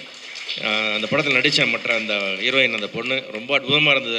அந்த மாதிரி அந்த குழந்தை முகம் ரொம்ப அழகாக அந்த படத்துக்கு ஹெல்ப் பண்ணிச்சு. ஓவரால் மொத்த எல்லாத்துக்குமே இந்த டீமில் பர்ஃபார்ம் பண்ண அவ்வளோ பேருக்குமே என்னுடைய வாழ்த்துக்கள். சிறை ஒரு மாபெரும் வெற்றி படமாக அமையணும். நம்முடைய மீடியா நண்பர்கள் அத்தனை பேரும் இதுக்கு ஒத்துழைக்கணும் என்று வேண்டிக் கொள்கிறேன். நன்றி. அனைவருக்கும் வணக்கம். ஒரு படத்தினுடைய வெற்றி எங்கே இருக்குன்னா, எத்தனையோ ஆடியோ ஃபங்க்ஷனுக்கு இங்கே போவீங்க, இந்த மாதிரி ஈவெண்ட்டுக்கு போவீங்க, எல்லாம் போவீங்க. அந்த ஈவெண்ட்டில் அந்த ஆடியோ ஃபங்க்ஷன்லாம் அந்த படத்தில் கதாநாயகனாக நடித்த நடிகரை பற்றி எல்லாரும் ஆஹா ஓஹோன்னு புகழுவாங்க. அப்படி புகழ்கிறத விட எந்த ஒரு படத்தை டைரக்டரை பற்றி எல்லாரும் பேசுகிறாங்களோ அந்த படம் தான் வெற்றி படம். டைரக்டருடைய டேலண்ட்டை பற்றி பேசினா மட்டும்தான் வெற்றி படம். அது நீங்கள் பார்த்துருப்பீங்க. 16 வயதினிலை வரும்பொழுது பாரதிராவை பற்றி தான் பேசினாங்க. ஒரு கமல் சாரை பற்றியோ ரஜினிகாந்த் பற்றியோ இல்லை ஒரு ஸ்ரீதேவி பற்றி யாரும் பேசலை. பாரதிராஜா. ஒரு சுவரலா சித்திரங்கள் மௌனகையில் வரும்போது பாக்யராஜை பற்றி மட்டும்தான் பேசினாங்க. ஒரு புலன் விசாரணை கேப்டன் வரும்போது செல்வமணி பற்றி தான் பேசினாங்க. சாட்சி சட்டமுறை வரும்போது சந்திரசேகர் சார் பற்றி தான் பேசினாங்க. ஜென்டில்மேன் வரும்போது சங்கரை பற்றி தான் பேசினாங்க. ஒரு அசுரன் விசாரணை வரும்போது வெற்றிமாறனை பற்றி தான் பேசினாங்க. இப்படி ஒரு படம் நீங்கள் பார்த்தீங்கன்னா மிகப்பெரிய வெற்றி படங்கள் அத்தனையுமே டைரக்டர் பேசப்படக்கூடிய ஆளாக இருக்கணும். டைரக்டர் பேசப்படக்கூடிய ஆளாக இருக்கணும். நடிகர்கள் டைரக்டர் சொன்னதை கேட்டு வேலை செஞ்சாங்கன்னா போதும். அது எல்லாமே வெற்றி படமாக இருக்கும். ஏன்னா இன்னைக்கு வந்து படங்களுடைய வெற்றி குறைஞ்சதுக்கு மிகப்பெரிய காரணமே நடிகர்களுடைய தலையீடு தான். அவங்க மட்டும் தலையிடாமல் இருந்தால் தமிழ் சினிமா இன்னும் ஏராளமான வெற்றி படங்களை கொடுத்துருக்கோம். ஏன்னா அவங்க என்ன நினைக்கிறாங்களோ அதை சொல்ல முடியறதில்ல. டைரக்டர் நினச்சதை சொன்னாங்கன்னு சொல்லிட்டுனா, ஏன்னா அவங்க வந்து ஒரு படத்தை ஆரம்பிக்கும் போது அந்த டைரக்டர் வந்து தன்னுடைய சொல்லுவாங்களே மற்ற விவசாயம் பண்ணுறவங்களாகட்டும் எல்லாராகட்டும் வெற்றி விரும்பின நிலத்தில் சிந்த நம்ம வேலை செய்கிறோம் அப்படின்னு சொல்லி சொல்கிற மாதிரி டைரக்டர் ஒரு படத்தை ஆரம்பிக்கிற அன்னைக்கு அது வந்து தன்னுடைய குழந்தை மாதிரி அதை கொஞ்சம் கொஞ்சமாக வளர்த்தி அதுக்கு ஒரு நல்ல ஒரு முழு உருவம் கொடுத்து அதை கொண்டு வந்து தெரியல தான் எப்படி நினைக்கிறோமோ அதை கொடுக்கணும்னு நினைக்கும்போது அந்த குழந்தைய நீங்கள் வந்து கொஞ்சம் கொஞ்சமாக கையப்பிக்கிறது காலப்பிக்கிறது இந்த மாதிரியெல்லாம் செய்யும் பொழுது தான் அந்த படம் வந்து தோல்வி படமாக அமையுது. அது இல்லாமல் டைரக்டருடைய போக்கில் நீங்கள் விட்டீங்கன்னு சொல்லிட்டுனா வெற்றியினுடைய சதவீதம், ஏன்னா நான் என்னுடைய அனுபவத்தில் நான் சொல்கிறேன், 50, 60, 70, 80, 90 பார்த்தீங்கன்னா வெற்றியினுடைய பர்சன்டேஜ் ரொம்ப ஜாஸ்தியாக இருக்கும். ஒரு வருஷத்தில் 100 படம் வந்துன்னா 80 படம் வெற்றி அடையும். ஆனால் வெற்றியினுடைய சதவீதம் எங்கே குறைய ஆரம்பிச்சதுன்னா கதாநாயகனுடைய தலைவீட்டுக்கு அப்புறம் தான் குறைய ஆரம்பிச்சது. தயவு செஞ்சு இந்த ஆடியோ ஃபங்க்ஷன் இந்த ஈவெண்ட், ஏன்னா நான் பொதுவாக உங்களுக்கே தெரியும் ஜாஸ்தி இந்த மாதிரி நிகழ்ச்சியெல்லாம் கலந்துக்க முடியறது. ஏன்னா வெளியூர்லேருந்து வர வேண்டியது இருந்ததுனால லலித் வந்து ஃபோன் பண்ணி இந்த மாதிரி அக்ஷய் முதல் நடிச்சிருக்கான், நீங்கள் வந்து அவசியம் ஆசீர்வாதம் பண்ணணும்னு சொன்னார்.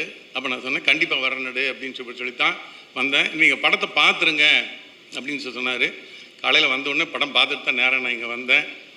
டி சிவா கூட சொன்னார், அதாவது படம் பார்த்துட்டு யார்கிட்ட அசிஸ்டண்டாக வேலை செஞ்சேன்னு சொல்லிட்டு கேட்டேன் அப்படின்னு சொல்லி கேட்கவே வேண்டியதில்லை, படத்தை பார்த்தா தெரிய வெற்றிமாறன் அசிஸ்டண்ட் அப்படிங்கிறது. ஏன்னா வெற்றிமாறனுடைய சாயல் இருக்குது, ஆனால் அந்த சாயல் எங்கே இருக்குன்னு சொல்லிட்டுன்னா முழுக்க எல்லாத்தையும் படத்தோட கட்டி போட வச்சிடும். நடிகர்கள்னால் எல்லாருமே அந்த பாத்திரமாக தான் நடிச்சிருக்காங்க. கதாநாயகனாகட்டும் கதாநாயகியாகட்டும் மற்ற கேரக்டராகட்டும் எல்லாருமே வந்து இருந்துட்டு அந்த படத்துக்கினுடைய பாத்திரங்களுக்கு தான் உயிர் கொடுத்துருக்குறீங்க. பிரபு சாரோட ஃபோன் பண்ணி சொன்னார். பொதுவாக பிரபு வந்து என்ன பண்ணுவார்னா ஏதாவது ஒரு அக்கேஷனாக ஃபோன் பண்ணி ரொம்ப நல்லா விசாரிப்பார், எல்லாம் சொல்லுவார். இந்த படம் வந்து அவர் பார்த்துட்டாருன்னு நினைக்கிறேன். பார்த்துன்னு எனக்கு ஒரு மெசேஜ் போட்டிருந்தார், ஆனால் நீங்கள் படத்தை பார்த்துட்டு சொல்லுங்கள் அப்படின்னு சொல்லி நான் படம் பார்த்துட்டு நானும் சொன்னேன்.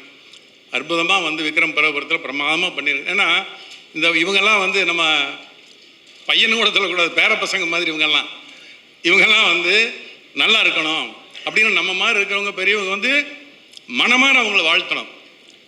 ஏன்னா அதுதான் வந்து தமிழ் பண்பாடு, அதுதான் வந்து அவங்க நம்ம மேலே இருக்க மரியாதைக்கு நம்ம செய்யக்கூடிய ஒரு நல்ல விஷயம். அதே மாதிரி தான் அக்ஷய் படத்தில் இந்த படத்தில் நீ வந்து புதுமுகமாக இருந்ததுன்னா கூட அந்த புதுமுகங்கிற சாயல் கொஞ்சம் கூட தெரியல. அது எல்லாமே இதெல்லாம் காரணம் வேறு யாரும் கிடையாது, நீங்களாம் கிடையாது, முழுக்க டைரக்டர் தான் காரணத்துக்கெல்லாம்.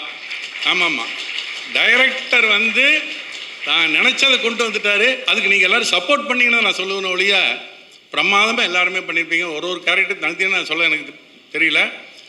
நல்ல அற்புதமான ஒரு படத்தை கொடுத்துருக்கீங்க. டைரக்டர் இந்த மாதிரி டைரக்டருடைய படமாக அடுத்த 2026 அப்புறம், ஏன்னா நான் தமிழ் சினிமா எந்த இடத்த நோக்கி இருக்குங்கன்னு எல்லாத்துக்குமே தெரியும். இது வரைக்கும் 79 நான் சினிமாவுக்கு வந்தேன். ஏறத்தாழ 45 வருஷம் ஆகிப்போச்சு, 25-45 வருஷம் ஆகிப்போச்சு. நாங்கள் எல்லாருமே ஒரே காலகட்டத்தில் வந்தோம். அதில் வந்து நானெல்லாம் வந்து ஆரம்ப காலத்துலேருந்து ஒரே பீரியட்லாம் சினிமாவுக்குள்ளே வந்து இன்றைக்கி வரைக்கும் இருந்துக்கிட்டு இருக்கோம். இந்த வருஷம் மாதிரி ஒரு மோசமான ஒரு வருஷம் 2025 மாதிரி எந்த ஒரு வருஷமும் சினிமா வசூலில் படத்தினுடைய இதில் கிடையாது, ஒரு வருஷம் இல்லை. ஆனால் இந்த வருஷம் ஜெயிச்ச எல்லா படமே டைரக்டர் படம் தான் ஜெயிச்சிருக்கு. இந்த வருஷம் ஜெயித்த ஒரு ஆர்டிஸ்ட் படம் எந்த படமே பெருசாக ஜெயிக்கல, டைரக்டர் படம் தான் ஜெயிச்சிருக்கு. அதில் முத்தாய்ப்பாக இந்த வருஷம் கடைசியில் வரக்கூடிய கிறிஸ்மஸுக்கு வரக்கூடிய இந்த படம் ஒரு மிகப்பெரிய வெற்றி படமாக கண்டிப்பாக அமையுங்கிறது தான் அத்தனை பேருடைய இதுவும். படம் பார்த்த அத்தனை பேரும் நாளைக்கு படம் ரிலீஸ் ஆனாலுமே கண்டிப்பாக தமிழக மக்கள் இந்த படத்தை பற்றி பெருமையாக பேசிக்குவாங்க. இன்னும் சொல்லிச்சுன்னா அப்படின்னு சொல்கிற போது படம் வந்து இந்த காலகட்டத்துக்கு தேவையான நாம் எல்லோரும் ஒன்று, நாம் எல்லாம் வந்து மனப்பூர்வமாக எல்லாரும் மனிதர்கள் அப்படின்னு சொல்லக்கூடிய ஒரு அற்புதமான ஒரு கருத்தை மிகச்சிறந்த முறையில் யாருடைய மனசு கொஞ்சம் கூட புண்படாமல் எல்லாரும் வந்து சந்தோஷமாக ஏற்றுக்கக்கூடிய ஒரு கருத்துள்ள ஒரு படமாக டைரக்டர் கொடுத்துருக்காரு. தம்பி, உங்களுக்கு எனது மனமார்ந்த வாழ்த்துக்கள். நீங்கள் வந்து தமிழ் சினிமாவுக்கு ஒரு லைட்னு சொல்லுவாங்க, அந்த மாதிரி இப்படி எடுங்க. ஒரு பாவ மன்னிப்பு மாதிரி, ஒரு பாவப்பிரிவினை மாதிரி, எந்த விதமான மதம், இனம், மொழி, ஜாதி அதெல்லாம் எதுவுமே இல்லாமல் மனிதாபிமானத்தை காட்டக்கூடிய ஒரு சிறந்த படத்தை கொடுத்துருக்குறீங்க. அது வந்து என்னுடைய தம்பி லலித் இந்த படத்தை தயாரிச்சிருக்காரு. அப்படிப்பட்ட இந்த படம் தமிழ்நாட்டினுடைய பேசப்படக்கூடிய ஒரு பெரிய படமாக அமையும். இந்த படத்தினுடைய வெற்றிக்கு எனது மனமார்ந்த வாழ்த்துக்கள். நன்றி.